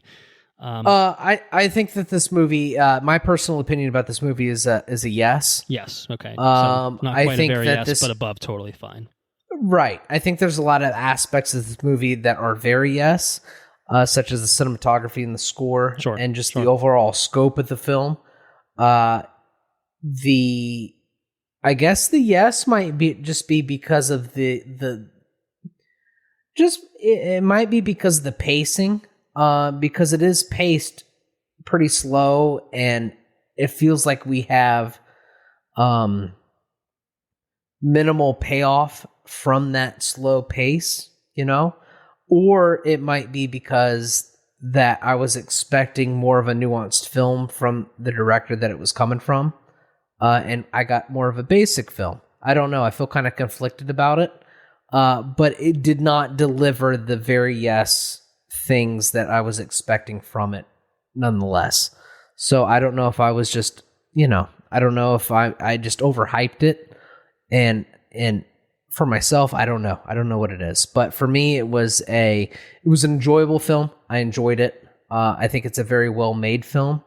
But there are aspects of this film that I think that could have been better. Largely, the fact that it could have been more nuanced or more it could have been more than surface level, and it felt like a very well made surface level film. Does that make sense? Is that a good way to word that? Yeah, I mean, I think it felt like a surface level. Well, we can say UFO because I mean that was portrayed in the trailers, I think. Yeah. It felt like a surface level. It felt like a very well surface level UFO film. That's what I got from it. Yeah, I mean, I wouldn't use surface level in terms of what. Like, I think that again, a lot of the script. I think the script jumps around in time. It jumps around with characters. Like, I think that it's not surface level in the sense that I think there's complexities within the plot itself in terms of developing the characters, but I think it's surface level in the sense that it's not really touching on more than what the characters are about or what the maybe that's what I mean. What the thrust of the plot is. I mean. You know, Right. like there's some commentary on, you know, like filmmaking and cinematography a little bit, but it's not exactly. And we'll get on buried. that in It's not exactly spoilers. buried. You know, it's I think it's fairly surface level in the sense that it's pretty obvious of what it's getting at, I think there. So, but yeah, we'll get into it. I myself am also a yes. I think it's just not a. It didn't blow my socks off. It's not a resounding success. It did not blow my socks off either. I came away liking it, but I came away not amazed or super enthused by it, thinking, "Holy fuck!" You know, I thought, okay, that was an interesting experience. I think I enjoyed it. Okay, and I don't think I need to see it again for a good while. Like, you know, I think I would watch it again at some point because I think that it could benefit from a second viewing. But I'm not gonna buy it on VOD to watch it again. I'm not gonna come home and tell Anna, you got to watch this right now. Like, it's like, maybe when it's streaming sometime we can give it a go when you're interested in watching it. Because I think it worked for what it was going for. And I think I don't want to say that it's like, I think I wanted something different almost, you know? Right. I think Yeah. I either wanted or expected something different. And I think accepting it for what it is, I think it works pretty well, not amazingly. But I felt like there was another movie that I expected Jordan Peele to make, based either on the fact that he's Jordan Peele or based, I think for me more specifically, based on what the marketing was. I just thought it was going to go in a very different direction than it actually did. But it went the direction that it did, and that was fine too. So it's a yes. It's a yes for me. You could, I wouldn't be surprised if, I don't know. I would be curious to hear other people's takes on Nope, because I wouldn't be surprised for a lot of people to feel the same way as Sarah, of just being like, yeah, it was fine. You know, like, it was kind of boring and a little long and whatever and slow sometimes and not particularly scary. Like, again, those are all things I'm like, yeah, you're not wrong. yeah. I mean, kind of, yeah. Like, you know, I felt that myself. You know, and there was enough in it that made me like it enough to elevate it above that. But there's definitely a bit of that in there. You know, and I just wouldn't be surprised if a lot of people are closer to that level of response than to effusive praise. Like, I don't really see a lot of effusive praise for this, of being like, holy fuck, dude, Jordan Peele has outdone himself. Like, I don't really see anyone saying that for this. Well, I will say, I mean, without jumping in, I mean, can we jump into spoilers, I guess? We can, yeah, we're right there. Full spoilers for Nope. Let's do it. What do you got? So I think that as a UFO film, I think it's a well-made, like within the parameters of a UFO film. I think it's outstanding, right? Like, if you compare it to, like, what do you compare it to? I guess you compare it to Signs, I guess, maybe. You know, Signs is like UFO. I mean, are we talking about UFO specifically? Because Signs is I feel like Signs is more like aliens as a general concept than the particulars of a UFO. I mean, maybe like a Close Encounters of the Third Kind is probably your. Yeah, that's a pretty spectacular movie. You're like that's UFO true. Specific comparison, where it's really about the flying object, and that's true. That's the intrigue. And I think Day. Independence Day is pretty good too. Independence Day is a little bit more grandeur on what it tries to accomplish. You know, this is much more of a ground level experience for a person. So, I mean, if you wanted to compare it to anything, you could probably compare it to Third Encounters. And I think that this movie is right up there. I haven't really divulged myself into Third Encounters, but I would say that this movie is an incredibly well-made movie for what it tried to accomplish. I thought it was really interesting to read that so let's talk about the subtext. I think the subtext of this film is that there's an exploitation to things and to the people around them when people try to capture things on film. You get that with the chimpanzee. I think this is I think that's the thing with the chimpanzee in the beginning of the film. Everyone was trying to capture the chimp on camera. He ate everybody. He went on a fucking rampage. And then the person that survived that encounter went to try to recreate essentially that same experience, but with this unidentified object, and it ended up killing everybody again.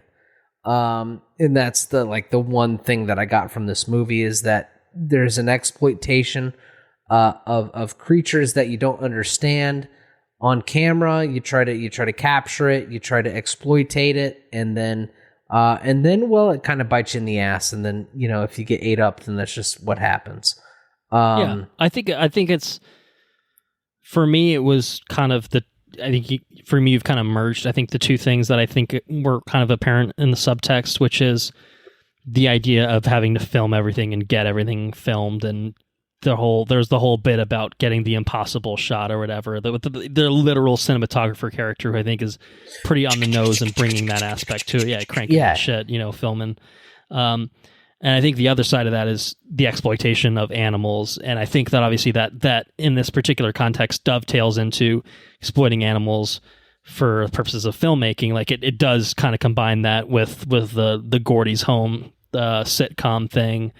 But I think it deals with it very directly in other ways of just the exploitation, or the lack of understanding of animals in the sense that you've got horse trainers who are literal protagonists of the film, and the antagonist of the film effectively by the end is just an animal. He's kind of treated as an animal, or it's treated as an animal. It's not right.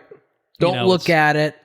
Don't do this. What I mean? We're just gonna, exactly. And it ties in obviously with what you talked about at the top of the episode of giving it, like a species name or whatever, and treating it as like a creature. Because I think ultimately that's the thing that surprised me the most about this film, is that the UFO was not a alien spaceship, but that it was a creature. I'm like, oh, this is actually just kind of a fucking monster movie. Actually, it's not an alien movie. It's not an alien invasion movie, which is what I thought it was. So I thought this was going to be one of many UFOs, and there would be some grander scale thing happening here. Whereas it's pretty limited scale of, shit's just happening in this fucking one region of California where there happens to be this thing, stingray looking giant creature that resembles a UFO, and it's in one of its states, I guess. So that to me was really what surprised me, and that really changed, I think, the direction of what is this movie about? It's not about harvesting humans for some sort of alien whatever, that's a more of an Independence Day kind of thing. And it's really not that at all. It's not even close to that, actually, as it turned out. Just wanted to fucking eat things and just wanted to eat things, and didn't like eating things that weren't, I guess, organic or whatever. It just fucking blew up. No flags, no fake horses, no big fucking balloons. Doesn't like big balloons very much, that's for sure. Yeah, I mean that was interesting though. I mean, those are kind of the things that stuck out to me of the filmmaking aspects, especially because it aside from it opens obviously with the sliver of the chimp massacre, and then it pretty much immediately goes into a horse on a film set or a commercial set rather. You know what I mean? It starts very heavily into tying those two things together, I guess, as you talked about, of exploiting animals, and then also what does it mean to to film things? What's the meaning behind capturing all this shit? And that's hit on in the fact that what I talked about in my fun fact is the history of this horse, and the history of what they've done is raised horses to be part of Hollywood productions, and they have lineage in it, that go as far back as this earliest version of a motion picture type thing. So yeah, I mean, that was, I don't think it's crazy out of bounds, far-fetched to talk about those things and figure out that that's kind of what it's talking about in this film. I think that's probably what you're getting at in terms of it being surface level. It's Like, it's just kind of there for you. Like, you don't really have to like put the pieces together too You don't much. have to dig too deep. It's like, it's kind of just, it's like giving you pretty concrete, finite examples of, using a live chimpanzee as a TV prop, so to speak, can be bad. And then we use the horse, and they thinking and they about, spook the horse, right? Yeah, and then the it fucking kicks someone, around. Exactly. Yeah, same thing with that, and taken to the literal grandest scale of the beast, and just not like if you're just antagonizing it, or you're just being a general asshole. It's like, I'm gonna eat you, man. Like you just look good. You look nice and tasty. Right. I'm gonna eat you up, and I'm gonna rain blood. Is what I'm gonna do. Yeah, that's what it does. It's not a terribly complex film.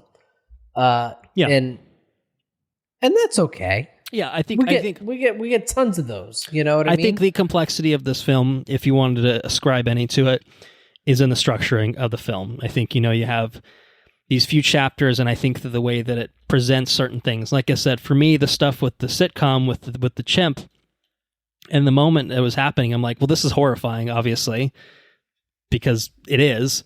And, but I didn't really understand the greater significance of it until you really get the bigger picture of what Stephen Yeun's character is about, like what he's doing, what his end game is, like what he's trying to do. And that, leads obviously to the big scene with the star gazing, whatever, at the theme park. Like, that's where it really all kind of comes together. And you start realizing how all of these kind of elements click in together, but I think that's kind of like the one, I don't know. And obviously like it all kind of builds on each other. Like, you start with the being on set, and you've got the cinematographer who's on there, and then he feeds back into the later into the movie, and then they need to get cameras, so they go to Fry's, and then the other guy plays, like it all the plot elements just kind of build onto each other and create, where it builds to in terms of its third act, and having all these characters assembled in a particular place. But that's it. That's like the complexity is really just more about how the actual plot is laid out. Like, it's not a simple, they go to point A and they meet this character and he joins the journey, and then point B, point C. Like, there's a little bit of that, but then I think that the way it all kind of ties together, I think, is just kind of based on its structure and tying the structure of the film around certain stories of like their experiences with the horse. Like, calling the creature Jean Jacket is based off of their experiences with another horse that they had in their childhood who was also named Jean Jacket. So they tie that story thematically to how the ending plays out and how they approach the big fucking creature of Jean Jacket. So yeah, that's fine. It's a simple full circle kind of deal. By the time the credits roll, it all comes together, and I don't know if this is necessarily spoon-fed to you, but they're not hiding the ball. They're not hiding the ball in any way. It's just there for you to get. There's no ambiguity in the ending. It's just, it happens. There's some fucking this spectacle. Is a story. It's a story. It's with just a beginning, a middle, and an end. Yeah, right. Pretty much. And it's not necessarily told in a completely linear fashion, in terms of how it pulls certain elements together. But by the end, you get it.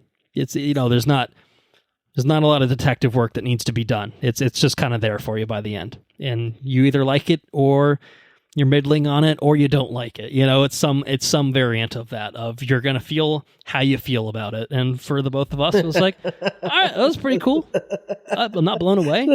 Didn't knock my socks off, but it was pretty cool. I had a good time with it. It's pretty cool. I didn't regret watching it. That's it. I did not regret watching it. I think just the spectacle alone. I think I liked the design of Jean Jacket. I liked the way that, like fucking unfurled, at the end was just it was really cool. awesome. And like the green, I don't even know how to describe it.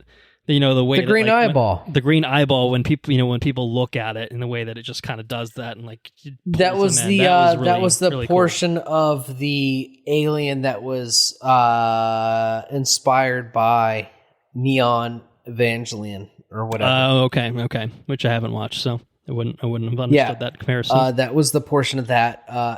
It was really cool, though. I mean, from what I read, there was a lot of thought put into the design of the fact that it's a aerial creature that eats shit, that like sucks it in. I mean, they went through like this whole thing of like trying to name the creature and stuff, and it was, I don't know, it was just, you know, it's a lot of thought was put into it, and a lot of educated people contributed to the creature design, and I think it's portrayed in the film, right? Yeah, I think it's a really cool design from the base, you know, UFO form to the jellyfish form, shall we say? Like, exactly, that's exactly what it's supposed to be. Like all of that, like I think all of that's really fucking cool. Like it just like that was cool. Like the sound design with the visual design and the score, like all of it together. Like those are the moments where I'm like, this is my shit. This is the shit. You know, I thought it was going to be fucking aliens and shit running around, and obviously it leans into that at a certain point with the scene with, like, I guess the kids dressed up in the alien masks or whatever, where it feels like, oh shit, are we just getting into aliens like 45 minutes into this movie? Okay. All right. That's interesting. And it doesn't go that direction. But yeah, I mean, I think, and maybe you'll disagree with me here, I think the things that didn't work for me is I think that some of the characters just weren't as strong as the others. I liked Daniel Kaluuya and I liked Stephen Yeun. Those two for me worked really, really well. I think especially Stephen Yeun's character with the background, with the Gordy's home stuff. Like I think all of that was really interesting, and like the Western theme park I thought was a really cool set. And like his office, and he has this like secret compartment where he has like the fucking shoe of the girl that was basically mauled half to death. Like that was interesting. That was interesting to me. The sister character was fine. I kind of felt like the tech guy and the cinematographer felt almost like they were in a different movie in some ways. Neither of those characters really, really worked for me. They were fine, but I just kind of felt like they didn't have the same sort of like...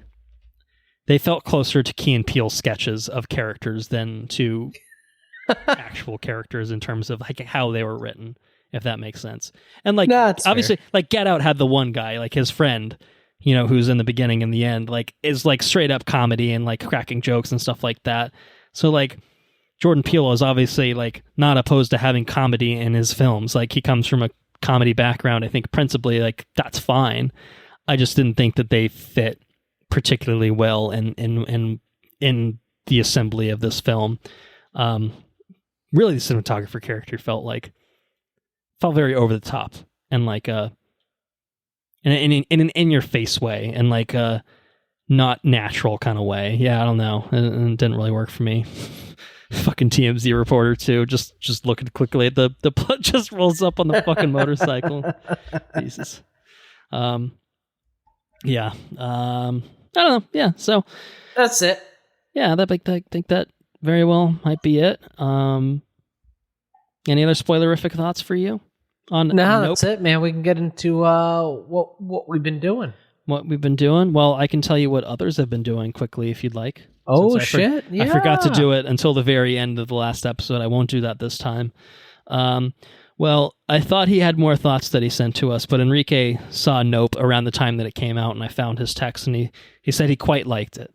So he sent a GIF of it as well, and I don't know why he liked it. I don't know what he liked about it.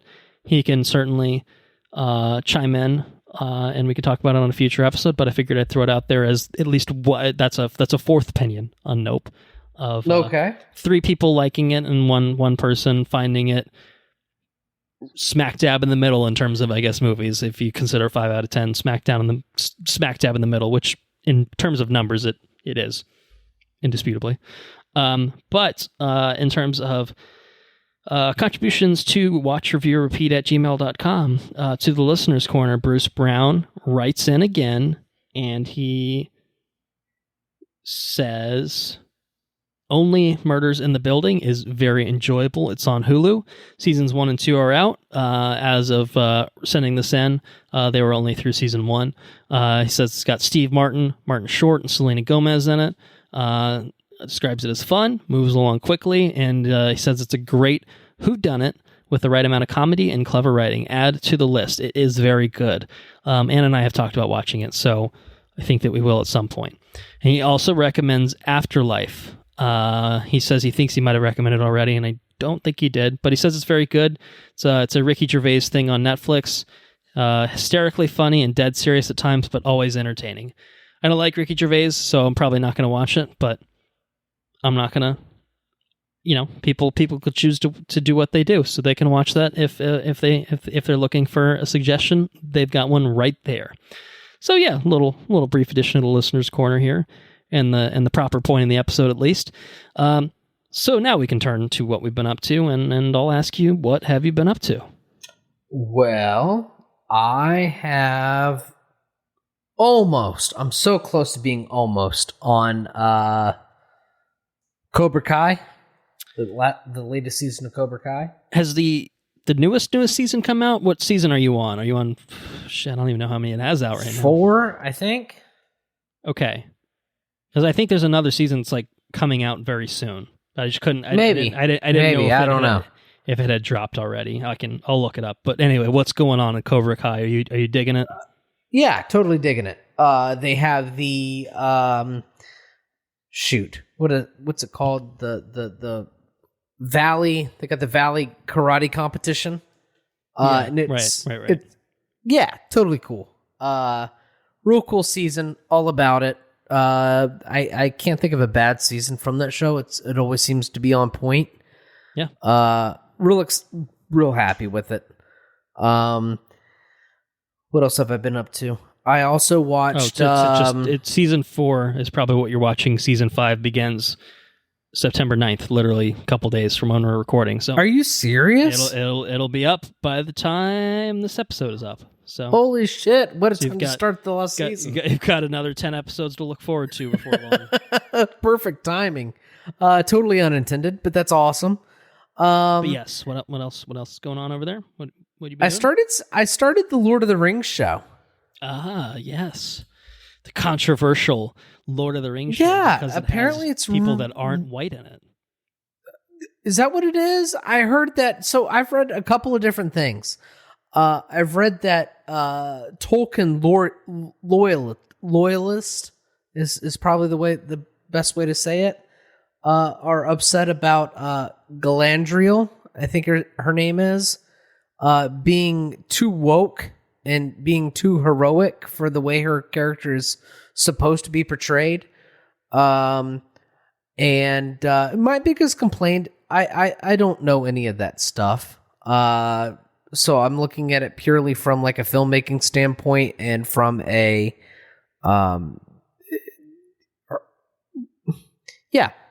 purely from just filmmaking as standpoint. a fairly casual.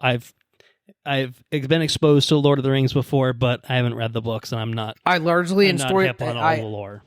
I enjoy Lord of the Rings. I think that The Hobbit is largely shit. Mm-hmm. And I think that this is for a television show. I think it's there's a whole lot of story beats for the first 2 episodes that I've seen. Mm-hmm. I think that by 3 or 4 episodes, I think it'll probably find its footing and finding like the rhythm. I hope it does anyways. I think that the main female antagonist is they say that, or the lore says that elves live for thousands and thousands of years. They live through multiple ages of middle mm-hmm. Right. Yeah. Middle Earth. Mm-hmm. So people change. I don't buy into the theory that this person that we see portrayed in the second age of man is the same person as we see in Lord of the Rings, because that person is dramatically older by like a long fucking time. But what I will say is I think that it looks spectacular. They've spent a bunch of money on it. I will say that the characters that they've exposed us to 2 episodes in seem compelling. I do think it seems a little unwieldy in the way that they've exposed us to all of these characters. It seems like they have ambitious plans for creating a Game of Thrones. And what I know from Game of Thrones is it's completely it's completely capable if you can rein in the story correctly. I think that it's you are capable of creating a story that seems unwieldy in the first couple of episodes and crafting a very compelling story with a shit ton of people in it. Mm-hmm. It's just how you go about doing it. So what I will say about the show is it seems like they spent a lot of money in it. I don't know anything about the lore, the books, or anything else. But what I will say from a movie or a show standpoint is that there is plenty of opportunity for the show to be spectacular. It just depends on if they can stick the landing with the way that they continue to organize their characters and the way they continue to deliver the story that they want to tell. So we'll see what happens is largely what I'm saying. But I'm enjoying it. I've thoroughly enjoyed all of it so far. So we've got what have I done? I've got Cobra Kai. I've got Nope. I've got I don't know. I don't know what's going on over there. I can't. I got my book that I've been reading. I've got Rhythm of War. I'm like 30 or 40 chapters in so far on the Audibles. How far into it would you say that is? Are you like halfway-ish or not quite? A little past? No. You just do a rough estimate based on where the bookmark is, or if you. Let's see where we're at. I've got to be at least a couple of 100 pages in. Okay. So you got a ways to go, though. So I've been doing the Audible. Gotcha. You know? Yeah. Chapter 13 is 179 pages in, so I'm probably like 500 pages in. I don't know, I'm probably a solid halfway through the book. Right. Probably. Pretty good so far. Living up to the Sanderson standard. You know, what I'd say about Rhythm of War is it hasn't found that moment yet. Okay. It hasn't found that moment yet. I think undoubtedly it'll get there. It just hasn't happened. It just hasn't happened yet. So Rhythm of War is interesting because it takes place several years or maybe a year after the first 3 books. Okay. A little bit of a time skip. A little bit of a time skip here. So, and it's weird because you would think that Sanderson would understand that people that are at this point would understand what's going on, but it's almost like he's spent probably 200 or 300 pages, like assuming getting you back up to speed. Like you haven't read this since the last one came out, so here's what's happened, kind of thing. Yeah, and I feel like it's a lot of ground wasted. But that's coming out of somebody that's like. Going straight through kind of thing. Exactly. So I feel like I can't really blame him for that because they're pretty cumbersome books. At the same time, it's like, man, the people that are reading your shit are like devoted to your shit, right? So like you don't need to waste your time re-explaining the Spren or this or that, you know. So anyways, I'm kind of conflicted with the way I feel about Rhythm of War. We'll see how it continues to go. What else has been happening? I went to Blue Ridge. That was good. There was a giant conflict at work, which has exposed me to a lot of the characteristics of the people that I work with, which is, it's an unfortunate thing, but it's a good thing at the same time. As I age, I tend to think things with like everything's a learning opportunity, right? So you take everything that happens and you just kind of learn and you grow with it, and that's what I'm choosing to do here. And so I'm learning that the people that I work with are probably less friends and more just coworkers, and my father owns a dealership, and I just probably need to view them as more as coworkers than I do friends. And that's okay. We'll learn how to work through that. But you're continuously learning and growing and stuff like that, so that's good. Sarah has started her master's. So Sarah signed up with her master's with St. Louis University with leadership of education, I think is what it's called. But it will put her in a position when she graduates in a year and a half to potentially be I think at most a principal. I think that she probably likes the idea of an assistant principal. But it will put her in a position of administration within a school, which is pretty cool. What's more cool is it gives me exposure to what a master's program looks like, at least with what she's learning. So before we hopped on tonight, I was reading her a chapter of a book that she was having to read in order to formulate a response to. And I'm very much involved in that process, which is really awesome. It kind of getting an unofficial master's is what you're saying. That's kind of what I'm saying. I don't think anybody else will recognize that, but I recognize it, which is pretty fucking cool.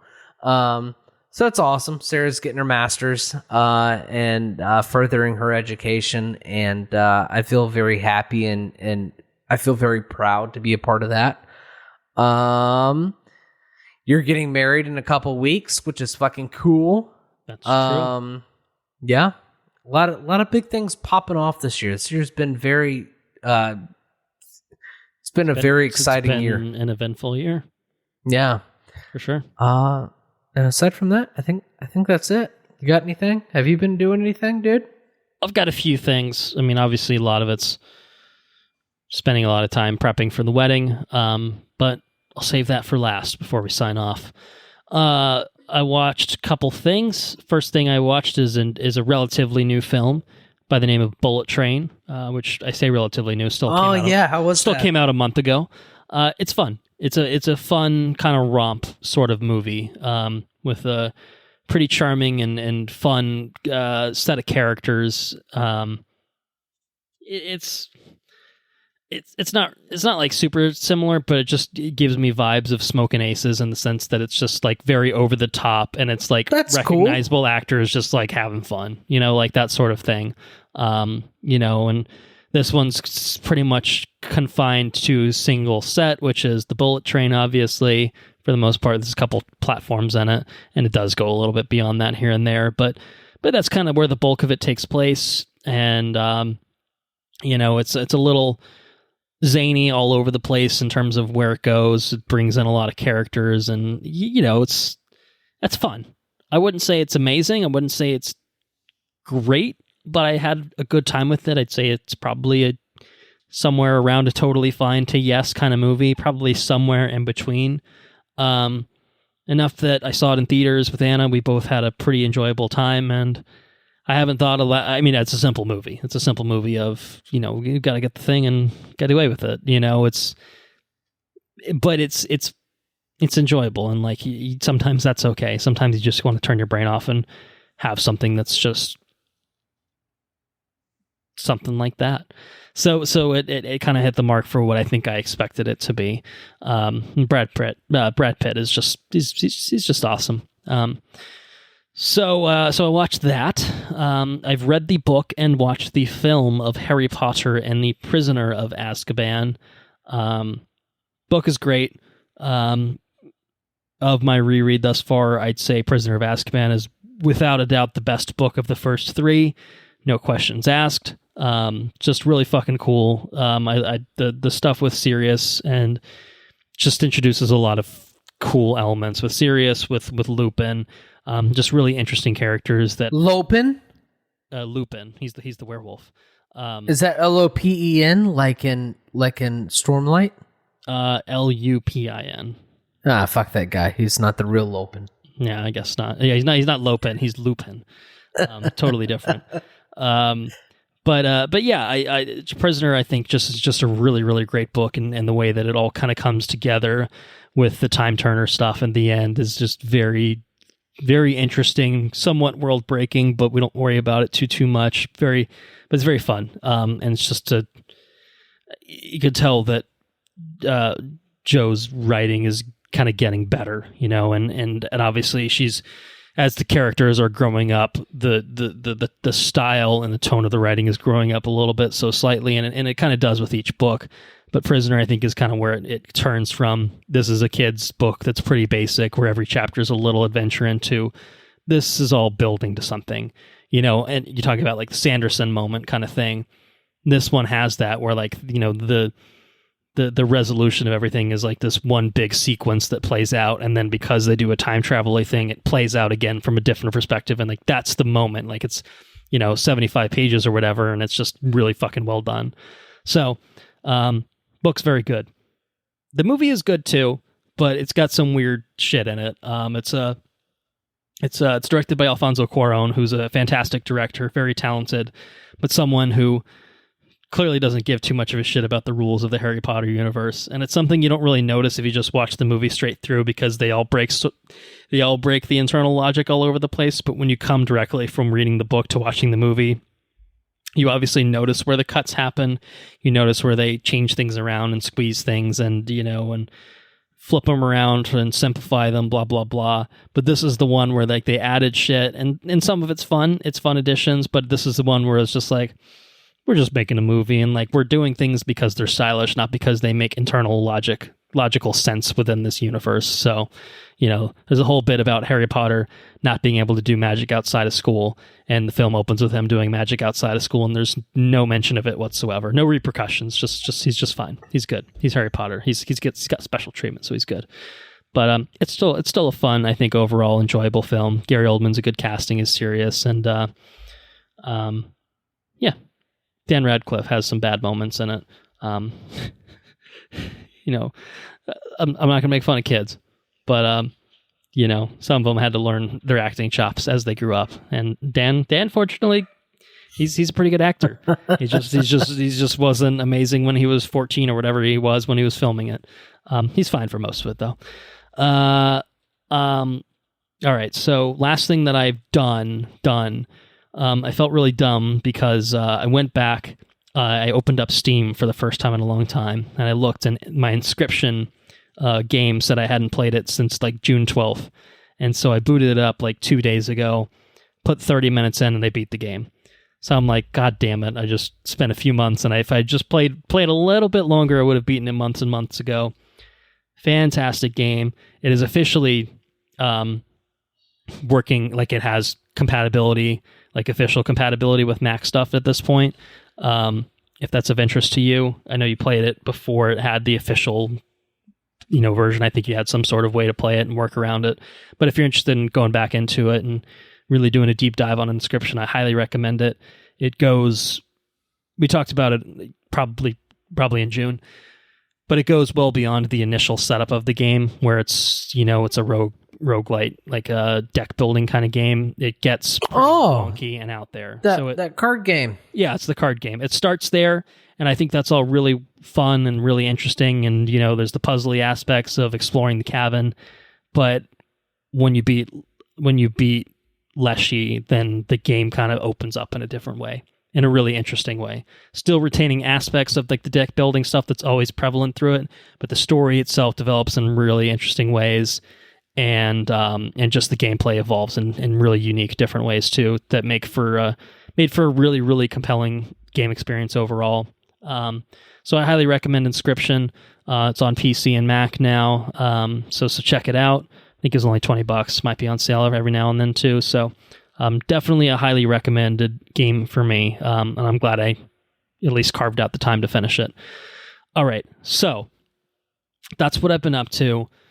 Here's a preview of things that are happening soon.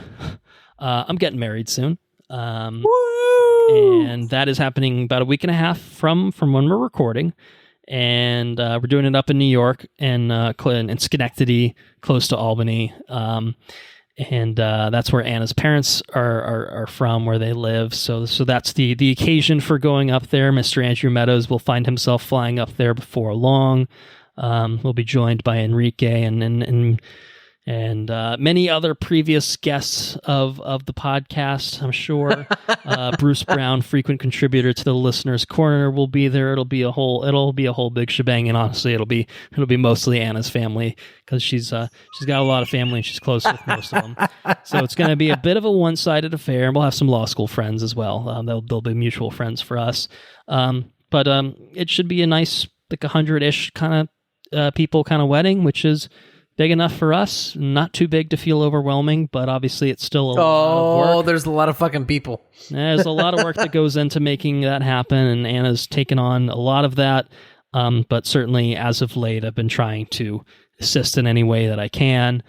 So we're still in the midst of figuring things out. I'm not going to get into it right now, but getting the marriage license is going to be a hassle. Thanks to the post office losing my birth certificate. So we're figuring out how to navigate that right now, waiting for a replacement to come in or waiting for the post office to figure out where the fuck the package is. But if you need a notary, there's a Florida notary right here, buddy. I can get you done. Yeah, no, we'll sort it out. We'll figure out how we need to do it. But that's been the biggest, like, latest stressor of like shit, like. What there will be nothing more proud for my notary stamp than to stamp y'all's shit. Just so y'all know, I could stamp y'all's shit. Yeah, well, I don't know if that'll legally suffice in New York, but okay, well. But anyway, the wedding's coming up. We're looking forward to it. We're looking forward to seeing, obviously, friends and family, celebrating, and doing the damn thing and getting married and whatnot. So obviously that's going to be a big source of what's going on in my life very soon. Probably also equally excited, I'll confess, for the honeymoon. Why would I not be? We're absolutely we're heading to the Bahamas, to Nassau, to the Sandals Royal Bahamian Resort. Got an all-inclusive room with room service and stuff. And oh my goodness, we're going to be living it up. For 5 days. We got a Monday to Friday, 4 nights. So I'm very excited for that. So that's kind of the future right now. So obviously, once this episode's out in the wind for the regular listeners, which will probably be the week of the wedding happening, I will be steering clear of recording. I will be steering clear of editing anything until obviously we come back from the honeymoon, and then we'll have some stuff to get around to. But touch on that when we close this episode out. But that's what's going on in my life. Some exciting things, obviously. But absolutely. But that's it. That is it for now. Thank you all for listening. If you enjoyed what you heard, please spread the word. If you want to support us on Patreon at patreon.com/watchreviewrepeat, you can get early access to all of our regular and special episodes, and you can get timed exclusive access to any bonus episodes we work on. I don't think we're going to do a Black Mirror one anytime soon, but if we did, Patreon supporters would you like it? Exactly. Yeah. Our website's watchreviewrepeat.com. We are on several social media platforms at WRRPod on Twitter, at Watch Review Repeat on Instagram, and then we're on Facebook as well. We have a page of Watch Review Repeat if you just search for that. Our intro and outro track is Mechanolith by Kevin MacLeod and Incompetech.com, licensed under the Creative Commons by Attribution 3.0 license. So the next time that Andrew and I assemble, well, it'll be in person. We won't be recording then, but the next time we assemble to record will almost certainly be post-honeymoon, and I think that it'll probably be a good time for another special episode to talk about the wedding, to talk about the honeymoon. We'll bring in Anna to talk about it with us. And then after that, who knows? It really just depends on what. A Pinocchio v. Pinocchio is what I'm thinking. We could do a Pinocchio. That's dropping on Disney Plus, I think, tomorrow. So we got a Pinocchio coming up. We've got The Woman King. I think drops the 15th of September, actually. So that's oh something. My goodness. Yeah, I don't know. We'll figure it out. There's plenty of things that we can do. Maybe I'll try to catch up on some TV shows at some point. Who knows? Who's to say? We'll see what happens. But we'll see what happens. It's always an adventure here. That's right. So stay tuned. Got more to come in a little while. You'll just have to wait a little bit longer. Forgive my absence. I'm doing other things. All right. Well, take care now. Bye-bye then. Later's on the Menche.